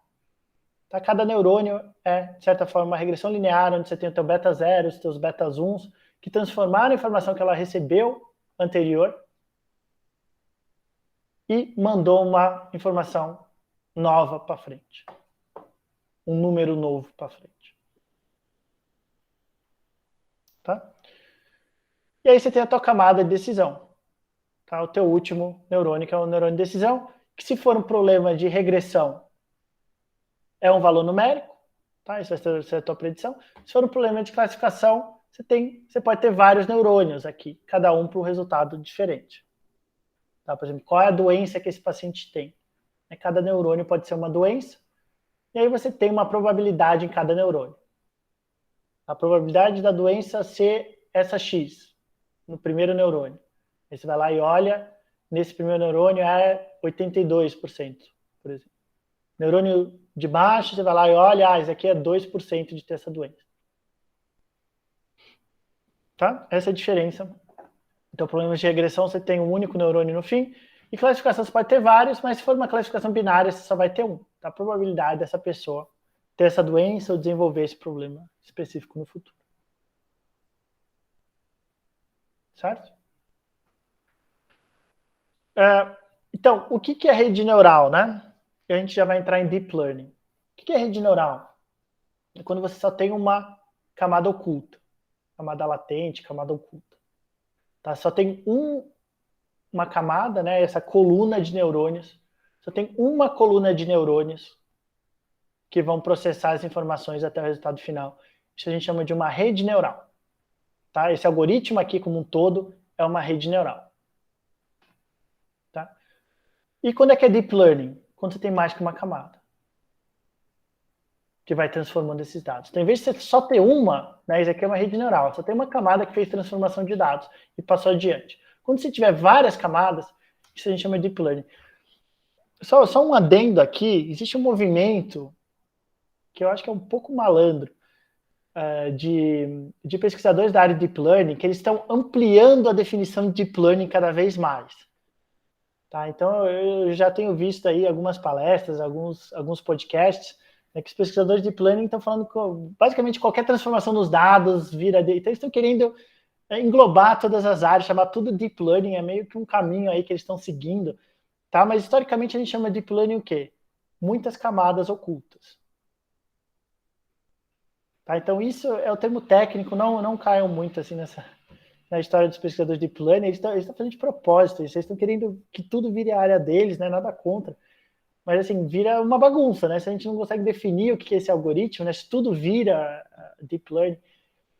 Então, eles têm cada vez mais definições, né? E vai aumentando a cada ano. Assim, a definição vai ficando mais ampla do que seria Deep Learning, que é um pouco também consequência dos avanços aí da área. Os algoritmos de Deep Learning estão ficando cada vez mais complexos, incorporando cada vez mais áreas, etc.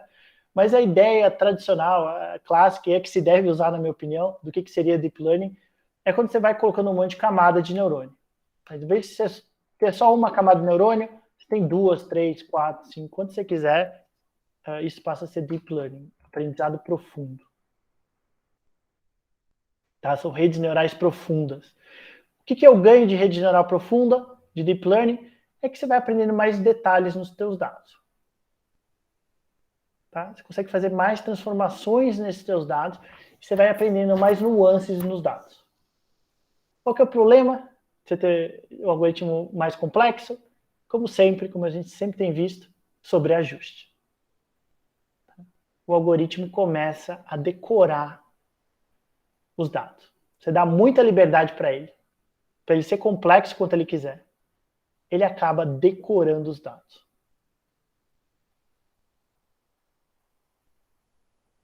Certo? Por isso que Deep Learning não funciona bem para dados estruturados. Tá? Tá todo mundo aí? Faz tempo que ninguém comenta nada, eu fico com medo de ter caído.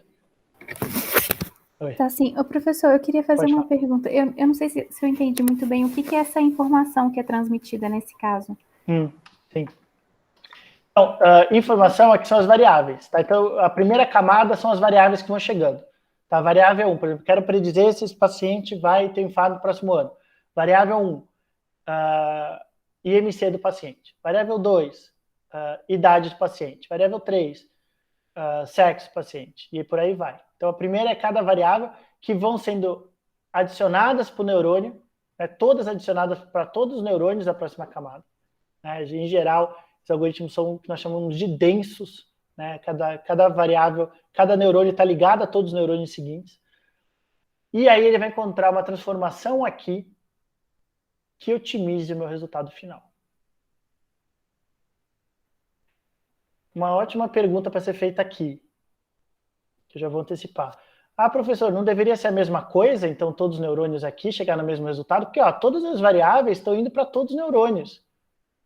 Por que ele não chega na mesma conclusão em todos os neurônios? Aí vai ser totalmente inútil você criar um monte de neurônio aqui que está fazendo a mesma transformação nos dados. O que a gente faz? A gente inicia esse neurônio com determinados betas, com determinados valores de betas ali. Em geral, pequenos e aleatórios. Tá? Então, você já tem aqui uma regressão linear pronta, antes da chegada de qualquer dado. Tá? Então, já tem o beta 0, beta 1, beta 2, beta 3 e beta 4. Aí você passa o quê? Você não passa todos os dados de uma vez. Você passa uma parte dos dados. Aí você deixa os dados passarem. Aí você chega aqui já com uma configuração de betas. Aí beleza. Então já tenho os meus betas tudo pronto, só chegou minhas variáveis. Eu vou lá, insiro ela em cada beta. Passo o resultado final do Y para frente. Tá? Esse primeiro resultado vai ser horrível. Tá? Por quê? Porque os betas, né, que são os teus parâmetros, foram iniciados aleatoriamente. Tá? Então, valores aleatórios e pequenos ali. Então, o teu primeiro resultado vai ser horrível. Primeira lote de pacientes que vão passando nessa rede neural vai ser horrível o resultado final. Tá? Porque os betas estão fixos e são pequenos e aleatórios. Então, o teu resultado final vai ser horrível. O que você faz? Você ajusta os betas de trás para frente. Chama backpropagation. Motivo da revolução de Deep Learning. Tá? Então, hoje, todos os algoritmos de Deep Learning, basicamente todos, são treinados via backpropagation. Tá? Criado pelo grupo do Geoffrey Hinton, em Toronto. Tá? Que ganhou o prêmio Turing. Ele ganhou o prêmio Turing, que é o prêmio Nobel de ciência de dados, de computação, há 2 anos. Foi o grupo dele que descobriu isso. Esse backpropagation, que foi a primeira faísca que levou à revolução de Deep Learning. Então, você passa todos os seus dados, chega no resultado final, horrível, e você vai pegando esse resultado final, essa predição final horrível, você vai reajustando os seus betas, de forma a melhorar um pouco essa predição final. Aí, beleza, reajustei um pouquinho. Próximo lote de pacientes. Passa de novo, ainda vai ser ruim. Opa, reajusta de novo, de trás para frente. Backpropagation. Backprop. Tá? Então, legal, obrigada. Nada. Então é isso, né? Então, essa daqui, né? Então, você perguntou o que vem ali. Então, vem as variáveis primeiro, vão para o neurônio intermediário, sofre alguma transformação via alguma regressão linear em geral, que tem os beta 0, os beta 1, etc. Passa para frente e é readaptado esses betas de trás para frente, para diminuir esse erro final que ele chegou. Tá? Então, como é que é a transformação em cada neurônio? É via parâmetros intercepto. Tá? Como se fosse uma regressão linear, basicamente. Tá? Você tem o teu beta 0, você vai multiplicando um valor por cada uma das variáveis. É visualmente equivalente a uma regressão linear. Tá? Mas em Deep Learning a gente chama de do intercepto de viés e dos betas, beta 1, beta 2, beta 3, de peso. E aí, como é que eu sei como acertar esses betas? Né? Via a tua função de perda, né? Chegou no final, teve um resultado que está distante do que você gostaria, né? E você usa esse resultado distante para calibrar esses pesos, esses betas. Tá? Via backpropagation, de trás para frente, por meio de backpropagation. Tá? Então, como é que faz? Os dados vão entrando, né? Primeira camada, transforma. Segunda camada, transforma, no caso de Deep Learning. Né? Tem o resultado de Y. Opa, peraí. Errou bastante. Volta. E reajusta esses betas. Tá? Então, como eu já adiantei, né? Então, os parâmetros, né? Os betas, são iniciados randomicamente com valores baixos. Tá? Então, cada neurônio tem ali o valor do seu beta 0, beta 1, beta 2. Baixo. Primeira predição, primeiro lote de pacientes que vai passar ali vai ser horrível. E aí eu vou reajustar, o algoritmo vai reajustar de trás para frente os betas. Aí vai passando. Aí vem o próximo lote de pacientes. Por exemplo, 32 pacientes, dados de 32 pacientes. Vai lá, faz a predição, vamos reajustar os betas. Próximos 32 pacientes, passa, reajusta beta. Próximos 32, passa, reajusta beta. Tá? Como é que reajusta a beta? Via gradient descent. O gradiente da função de perda em relação aos pesos. Vamos ver visualmente isso que fica mais claro. Então, eu tenho aqui no meu eixo do X os valores dos meus parâmetros, né, dos meus betas, e o eixo do Y o meu erro. Tá? Então, eu começo aqui, ou seja, com o valor dos meus parâmetros, meus betas baixo e erro altíssimo. Eu vou mudando meus betas em direção ao gradiente descendente, em direção à queda do gradiente, para diminuir o meu erro. Tá? Então, eu vou reajustando os parâmetros, ó, o eixo do X parâmetros, na direção de diminuição dos erros. Ficou claro?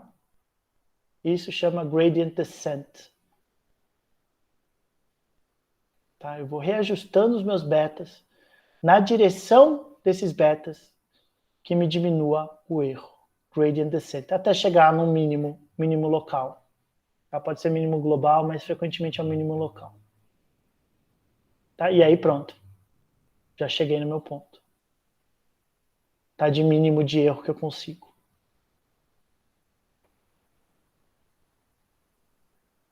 Tá? Então, é isso que a gente usa. Mini batch Stochastic Gradient Descent, onde você vai tendo os lotes que vão passando e vão readaptando os betas via Gradient Descent. A direção do gradiente que minimiza o meu erro. Tá? O exemplo que eu coloquei foi só para um exemplo, mas você consegue fazer isso com vários betas ao mesmo tempo, né? O peso, como eu falei, a gente chama de peso dos betas. Tá? Bom, a gente tem mais alguns detalhes. A gente tem função de ativação em cada neurônio. Tá? Que é o quê? Se eu fizesse uma regressão linear ali, somente com beta 0 e beta 1, ele só ia entender transformação linear. Tá? O que eu faço? Faço uma transformação ali para ele começar a pegar transformações não lineares. Tá? A mais popular de todas é a que a gente chama de ReLU.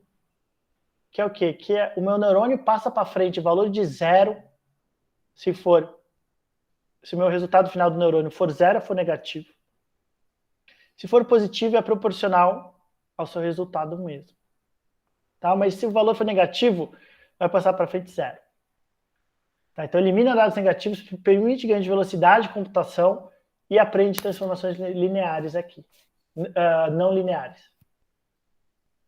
Tá? Então, a gente tem essa função de ativação em geral que se usa o ReLU, tá? Mas tem algumas outras aí. Então, retomando, Deep Learning é composto por mais que uma camada profunda, tá? Em geral densa, totalmente conectada. Tem uma função de ativação, tá? Que não é apenas o resultado do neurônio que importa, é o que eu faço com esse resultado de neurônio. Eu transformo esse resultado do neurônio. Tá? Você tem lotes de dados que vão passando. Você não passa todos os dados de uma vez, de todo mundo. Você vai passando por fase. Tá? E aí você tem a tua função de perda, né? Como você otimiza os betas via esse erro que você recebeu no fim. Recebeu um erro, você vai treinando, retreinando os betas, transformando os betas. Tá? Então, por que Deep Learning não funciona ainda para dados estruturados, ou funciona mal para dados estruturados? Por vários motivos que nós vamos discutir na última aula de artigo científico. Saiu um artigo científico recentemente que faz uma revisão disso. Vocês podem imaginar que existem aí dezenas, milhares de tentativas de adaptar esses algoritmos Deep Learning. Algoritmos Deep Learning funcionam muito bem para texto e para imagem, muito bem. Tá? São o motivo por trás dessa revolução aí de Machine Learning. Texto e imagem funcionam muito bem, mas quando você chega em dados estruturados, eles não funcionam tão bem. Tá? Por diversos fatores, mas em geral por causa do sobreajuste. Tá? Eles são muito complexos para problemas estruturados. Tem uma tendência muito grande a decorar dados. Tá? E aí a gente vai discutir, então a gente vai adicionar aí na último dia de discussão de artigo, a gente vai discutir isso, né? Por que Deep Learning não funciona para dados estruturados? Não tem funcionado. Mas não tem nenhum motivo pelo qual nunca vai funcionar. Tá? E aí esse artigo é bem interessante e muito bem escrito. E aí ele dá algumas direções aí sobre como é que os autores acham que pode um dia funcionar para dados estruturados. E como eu falei, tem muito pesquisador trabalhando nisso, é uma área em extrema ebulição no momento. Como adaptar os algoritmos que funcionam tão bem para texto e para imagem para dados estruturados. Tá? Como eu falei na primeira aula, né? As pessoas aí ouvem falar Deep Learning, né? E acham que é a fronteira do conhecimento. Se você não usa Deep Learning, você está desatualizado. Para dados estruturados, não. Tá? Para dados estruturados, não. Então, eu torço todos os dias aí para que os algoritmos Deep Learning funcionem para dados estruturados. As pessoas não acharem aí que a gente simplesmente não sabe. Tá? Então, assim, a gente sabe muito bem, a gente testava antes algoritmos Deep Learning nos dados estruturados que a gente trabalha, mas não funciona muito bem. Tá? E a gente parou nós e outros grupos aí ao redor do mundo trabalham com dados estruturados, paramos de usar algoritmos Deep Learning, mas estamos aí atentos à literatura. Tá? Assim que aparecer algum ajuste de algoritmos Deep Learning que funcione bem para dados estruturados, vocês podem ter certeza que nós vamos incorporar nosso laboratório na hora. Então, só para deixar claro essa história de Deep Learning, aí que as pessoas falam, Deep Learning. Mas, assim, esse tipo de algoritmos que eu mostrei para vocês, mas que não funcionam bem para dados estruturados. Tá? Não é porque a gente não sabe, não é porque a gente não consegue implementar, tá? É porque não funciona bem mesmo. Ainda não desenvolveram uma implementação que funcione bem para dados estruturados de Deep Learning. Porém, funciona extremamente bem para imagem e para texto, tá, gente? O estado da arte, a imagem e texto, são configurações de Deep Learning. Tá? Mas para dados estruturados, não funcionam muito bem. Tá? Então, o pessoal que trabalha com Deep Learning usa bastante o Keras, tá? Uma biblioteca assim, que torna fácil a aplicação de Deep Learning, que usa como base o TensorFlow, que aí você ir direto no TensorFlow é um pouco mais complexo, tá? É bem mais amigável você usar o Keras. E para terminar, a gente tem uma brincadeira bem legal, que é esse Playground TensorFlow. Que é o quê? Que é um site que você tem aqui um problema, né, visualmente, e você tem que ir tentando adaptar um algoritmo de Deep Learning para resolver esse problema. Então, deixa eu mostrar aqui para vocês. É aqui, ó. TensorFlow Playground. Eu acho que é do Google, tá? Mas procura depois. TensorFlow Playground. Você tem o quê? Você tem aqui uma imagem, tá? Onde você tem duas categorias, a azulzinha e a laranjinha, certo? Você tem que desenvolver uma rede neural aqui. Você pode ir mexendo nela para que ela aprenda a dividir os azulzinhos dos laranjinhas. Então, o que você tem de início? Ó? De início, você tem duas variáveis só, x1 e x2. Você pode adicionar o valor quadrático dessas variáveis aqui. Você pode adicionar a interação dessas variáveis aqui. Você pode adicionar um seno dessas variáveis aqui. E aqui você tem a tua rede neural. Tá? Aqui no momento tem só duas, aqui ó, two hidden layers, só tem duas camadas ocultas. Você pode ir adicionando mais, ó, 4, 5, 6. E aí dentro de cada camada, você pode ir adicionando mais neurônios, ó. E adicionando mais neurônios. Tá? E aí você pode entrar também em mais detalhes aqui, ó. Taxa de aprendizado, né? O quanto deixa a minha rede se adaptando a novas realidades. Função de ativação, como eu falei, a gente usa mais o ReLU, estava na TA. Então, usa ReLU. Regularização, se eu vou usar a regularização de L1, que a gente viu, de laço, ou de L2, de reach. Tá? Qual o meu lambda dessa regularização? Outra coisa que a gente viu também hoje. Tá? E aí eu boto ele para rodar. Então eu vou definindo tudo isso, e aí eu boto o algoritmo para convergir aqui no play. E aqui vocês vão vendo aqui no canto o erro à medida que os lotes de dados vão passando. Ó, não está muito bom aqui, está meio estável. Aqui. Acho que eu estou com muitos neurônios. Vou diminuir o meu número de neurônios. Ó, olha como ele vai aprendendo e vai diminuindo o erro bem rapidamente. Olha aqui a minha rede neural, onde é que ela está dividindo. Muito boa essa rede, esse algoritmo de Deep Learning agora. Olha só. Ele claramente aprendeu. Então, o que ele deixa aqui de fundo azul é onde ele está predizendo que vai ser azul. Onde ele deixa de fundo vermelho, de laranja, é onde ele está predizendo que vai ser laranja. Então, aqui nesse caso, ele funcionou relativamente bem com 3 camadas ocultas. Vamos ver se só com uma ele funciona bem. Também aprendeu bem. Ó. Então, ele estava com um claro problema de sobreajuste. Aí você pode brincar aí com um monte de coisa, pode mudar essa imagem, pode transformar em um problema de regressão. Ó, também aprendeu super rápido, na hora, olha, erro quase zero, só com uma camada oculta. Tá? Isso aqui é uma rede neural que aprendeu perfeitamente a dividir aqueles dados aqui. Certo? Então, só para vocês irem brincando. E é interessante ver que isso aqui é meio que uma black magic, que o pessoal chama, né? Que não tem uma resposta certa. Às vezes, se adicionar uma camada ajuda bastante, às vezes, adicionar um neurônio ajuda bastante, às vezes, reduzir um neurônio ajuda bastante. Então, é bem difícil otimizar uma rede neural. Tá? Então, vocês conseguem brincar aqui com essas questões. Certo? Então, só para terminar essa nota. Então, hoje vimos aí os algoritmos mais utilizados para dados estruturados. Então, lembrando, o algoritmo mais utilizado, vou fechar aqui. Então, aqui lembrando, né, tudo isso que a gente consegue fazer no laboratório é graças à equipe aí do nosso laboratório. Obrigado, Mariane, que fez os slides de novo. Então, essas são as nossas redes sociais aqui, o nosso site, o Instagram do laboratório, sigam lá. Esse aqui é o meu e-mail. Então, deixa eu parar de compartilhar aqui. Tá, então, hoje a gente viu os algoritmos mais utilizados, né, o estado da arte aí, que é principalmente algoritmos de boosting. Tá, então, o que a gente falou hoje, que se você for testar um só, né, normalmente você testa algum de boosting, né, ou OctBoost ou LightGBM. Tá? Se você tiver um pouco mais de tempo, não for testar muita coisa, muitos tipos de algoritmo, né? Em geral você testa os 3 de boosting, o Random Forest e a rede neural, por exemplo. Pode colocar alguma regressão penalizada também, se quiser. Tá? É sempre bom vocês irem testando alguns desses.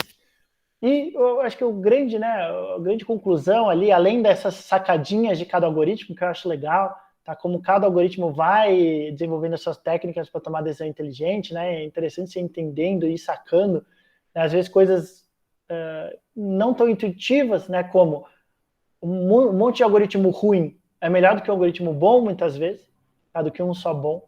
Tá? Esse comitê de algoritmos fracos, né, toma decisões muito poderosas, que é uma conclusão bem interessante aí dos algoritmos de random forest, principalmente, mas também dos de boosting. E sedimentando essa ideia que os algoritmos são muito diferentes, tá? Porém, com o avanço da área, né, os algoritmos, apesar de serem muito diferentes, eles foram ajustados, desenvolvidos em detalhes para ter uma boa performance. Então, apesar de serem muito diferentes, né, em geral, eles acabam todos relativamente a mesma performance, ou sem uma performance gigantescamente diferente, né, na maioria dos casos. Tá? Por quê? Porque foram sendo testados, né, e desenvolvidos, e os seus detalhes, seus hiperparâmetros foram criados, né, sempre baseados em tentativa e erro, né, para chegar nesse ponto ótimo aí que a gente vai tendo desses algoritmos que conseguem aí aprender aí com esses dados. Tá? Então, acho que é um pouco isso, né? Então, né, não precisa saber de cor como o algoritmo vai entendendo, mas é muito importante vocês entenderem, né, o que está por trás disso que a gente chama de algoritmo. No fundo, estratégias para tomar decisão inteligente. Né? Você pode ter muita estratégia ali. Tá? O que nós vimos hoje são os que, na prática, né, que todos os grupos ao redor do mundo vão constantemente vendo que são os melhores, funcionam bem. Tá? À medida que vamos aí avançando com a área, vamos aí convergindo para esses algoritmos que nós vimos hoje na aula. Então, né, não é preciso decorar, não é preciso saber a fundo os algoritmos, mas é importante entender o que está por trás, né, e trazer um pouco de curiosidade para vocês também, de refletirem, né, que regras são importantes para tomar uma decisão inteligente, né? A gente viu aí regras assim, extremamente diferentes, né, e que no fundo chegam a resultados parecidos, que é bem curioso, tá, em termos de vista, do ponto de vista aí mais geral, mais filosófico, né, sobre o que é inteligência, etc. Estratégias bem diferentes, chegando em decisões bem parecidas. Então, acho que é a grande mensagem da aula de hoje, além de, obviamente, tem que conhecer, tem que saber o que os algoritmos estão fazendo, né? Então, é importante ter, pelo menos, a intuição por trás do que esses algoritmos estão fazendo. Né? Mas, no fundo, é um conjunto de operações matemáticas. Tá? Não é nenhuma magia, não é nenhum milagre. É um conjunto de operações matemáticas que vão aprendendo a se ajustar para tomar uma decisão inteligente. Certo? Precisei tossir aqui. Bom, alguma dúvida, pessoal? Algum comentário?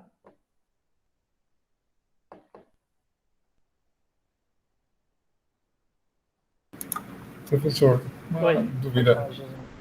Eu tinha entendido que Deep Learning era um caso específico de redes neurais, onde você tinha várias camadas e um grande número de neurônios por camada e camadas especializadas. E usualmente você sempre fica dependente de uma grande quantidade de dados. Certo? Exatamente, isso aí. Tá, porque senão a definição se mistura e parecem coisas iguais, mas não são iguais. Não, é uma rede neural com várias camadas profundas, né? Então, em vez de você fazer só uma camada ali de transformação de neurônio, você tem várias. Tá? Onde você já não está mais transformando a variável, mas está transformando a transformação do neurônio anterior. Tá? Essa é a ideia por trás de plano. Como eu falei, se você for ouvir uma entrevista aí de um pesquisador de Deep Learning hoje, cada vez mais eles estão ampliando aí a definição do que eles consideram Deep Learning, porque, de fato, a arquitetura de Deep Learning está ficando cada vez mais complexa, isso é um fato.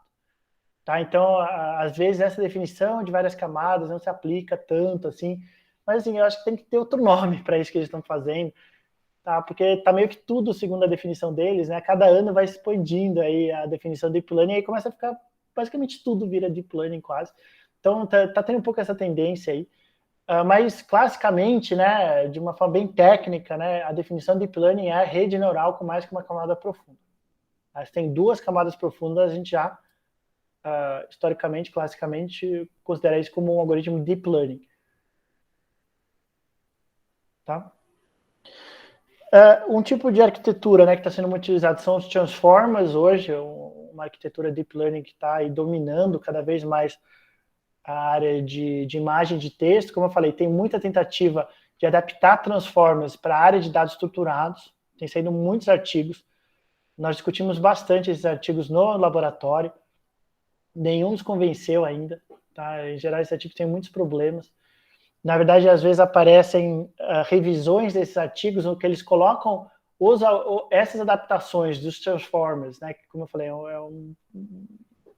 é uma estratégia específica, uma arquitetura específica de Deep Learning que tá dominando hoje texto e imagem, de uns meses para cá, do início do ano para cá, que está dominando a área de texto e de imagem.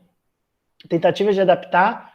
O artigo não convence a gente, e às vezes eles fazem um teste dessas novas arquiteturas aí, o pessoal fala que funciona em bancos de dados novos e, em geral, não tem tido bom resultado, não. Tem um livro muito bom, sensacional esse livro, que é Deep Learning, acho que saiu ano passado, Deep Learning for Tabular Data. É um dos mais engraçados aí que eu vi na vida, porque o cara passa, e de novo, felizmente aí, espero que não ouça isso, mas acho que chama isso aqui, vamos ver, for Deep Learning for Tabular Data, Amazon, será que é assim que eles chamam? Ou for Structured Data.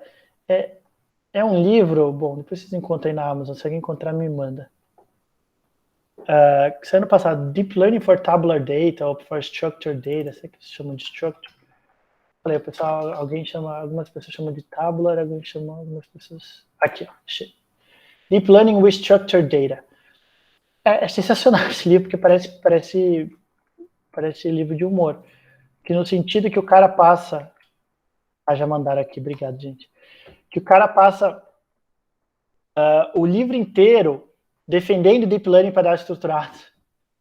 E aí chega no fim do livro, ele roda um XGBoost nesse exemplo que ele está usando e destrói o Deep Learning.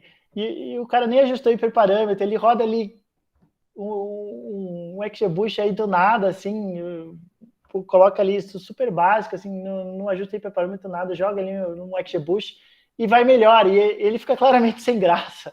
Eu acho que ele escreveu o livro inteiro para defender Deep Learning, e acho que alguém falou para ele, pô, experimenta o algoritmo de boosting aí. Ele foi lá e colocou, e aí ele fica dando justificativa pelo qual, mesmo sendo pior, ele acha mais interessante Deep Learning, que é a única justificativa, né, que lida bem, que se você quiser adicionar dado de imagem no Deep Learning, você também consegue, etc. Você consegue dados mais diferentes ali no meio. Mas é sensacional, porque ele passa o livro inteiro defendendo, ele tem esse banco de dados que ele mostra e testa o algoritmo, os algoritmos de Deep Learning, né, e vai falando que tá bom o resultado, tal, não sei o que, e de repente ele testa um XGBoost ali. E o XGBoost é claramente melhor do que os algoritmos de Deep Learning. Então é engraçado esse livro. Fica até um pouco triste aí pelo autor. Mas, assim, é interessante ler, assim, porque, assim, sempre quando a gente vê coisa de Deep Learning, a gente entra de cabeça aí no laboratório, porque a gente quer que funcione mesmo, né? Então não tem nenhum motivo técnico pelo qual funciona tão bem por imagem e nunca vai funcionar para dados estruturados. A questão é simplesmente ajustar a arquitetura, eu acho. Pode falar, Pedro. Oi, professor, boa tarde. O senhor tem falado muito sobre essa questão de dados tabulares e Deep Learning, mas aí me surgiu uma dúvida aqui. Aí eu queria saber se o senhor tem visto algo relacionado ao uso de redes neurais quando a gente tem dados tabulares, mas com aspectos temporais. Como que a gente pode lidar com essa questão temporal? Sim, o pessoal de texto usa muito isso, né? Não sei se é exatamente isso, mas a gente tem as redes recorrentes, né? Que para texto, né? Não importa só, por exemplo, para traduzir um texto, não importa só qual é a palavra para você traduzir para outra língua. Importa o que veio antes também. Tá? Então essa sequência é muito importante. Tá? Então não só o teu momento atual, mas o que veio antes. Tá? Então eles usavam, né, antes do domínio aí do Transformers, redes recorrentes. Tá? Então nesse sentido usa bastante.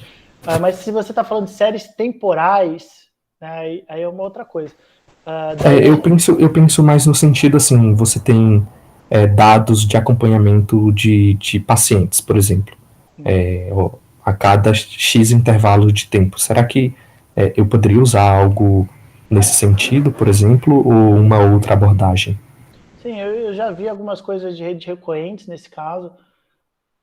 Ou você pode ir fazendo algoritmos online, também é outra coisa que a gente vai ver, né? Os algoritmos aí que vão se adaptando com o tempo. Mas, sim, eu usaria... uma coisa interessante, a gente não tem visto muito, tá? Essa questão daí de usar algoritmos deep learning para acompanhar pacientes, mas faz todo sentido, sim. E ter alguma dependência temporal, né? Que você consiga falar, ó, esse paciente é aquele ali, dá mais peso para ele, né? À medida que você vai aprendendo com as realidades, mas você vai dando mais peso para quando o paciente é repetido.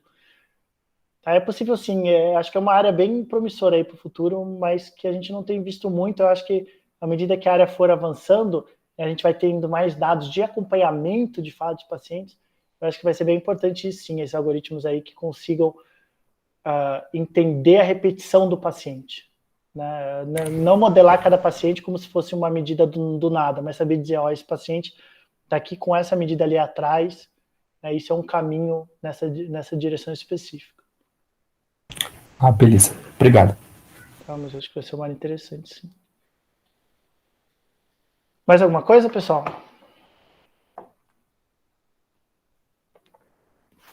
Só que o autor foi, pelo menos foi honesto, né?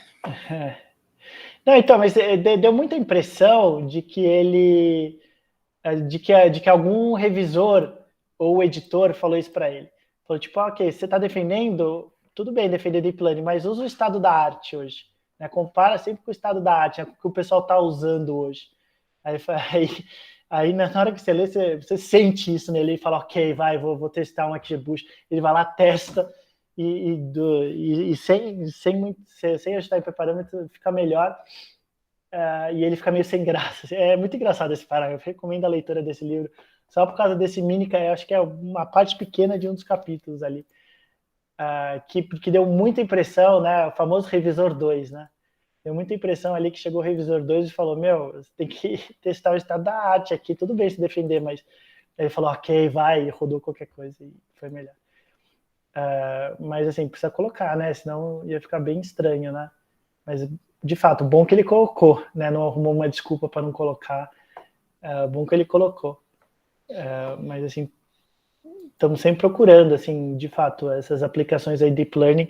Então, o artigo foi publicado, estou vendo aqui, 29 de dezembro de 2020, né? Há 10 meses só.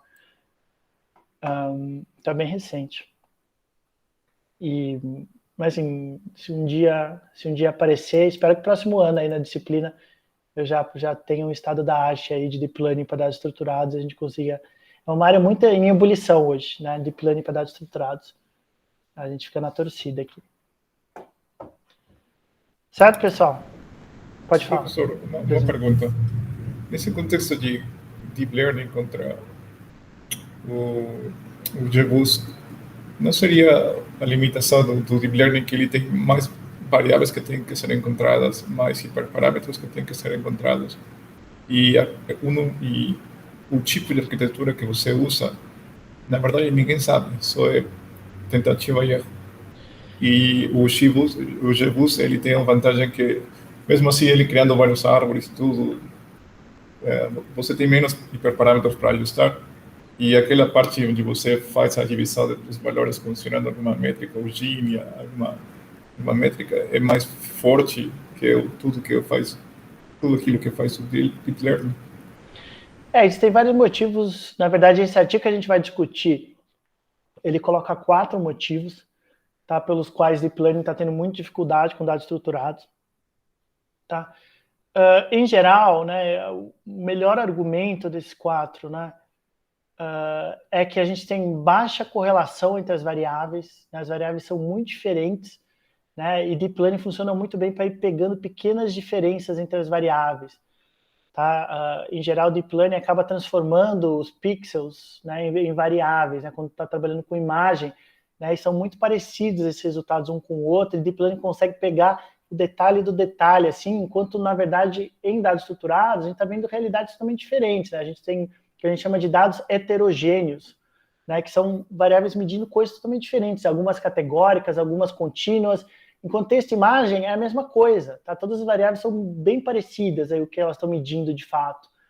O pixel de imagem, ou palavra, o token de palavra, etc. Então, eles estão medindo coisas bem parecidas. Deep Learning funciona muito bem para isso. Quando você começa a ter dados muito heterogêneos, o Deep Learning meio que acaba se perdendo e acaba levando ao sobreajuste. Isso funciona muito bem para... Mas, assim, como eu falei, não tem nenhum motivo pelo qual a gente não consiga, eventualmente, uma arquitetura que funcione para dados estruturados. Estamos aguardando. Mas a gente vai discutir isso nesse artigo, tá? Então, a última aula de discussão de artigo vai ser sobre esse, que eu gostei bastante, é muito bem escrito e resume muito bem a situação atual dessa tentativa de Deep Learning para dados estruturados. Aí ele elenca 4 razões principais, tá? Uma dessas é essa. Tá? Mais alguma coisa, pessoal? Não? Senão, Mariane, pode parar de gravar.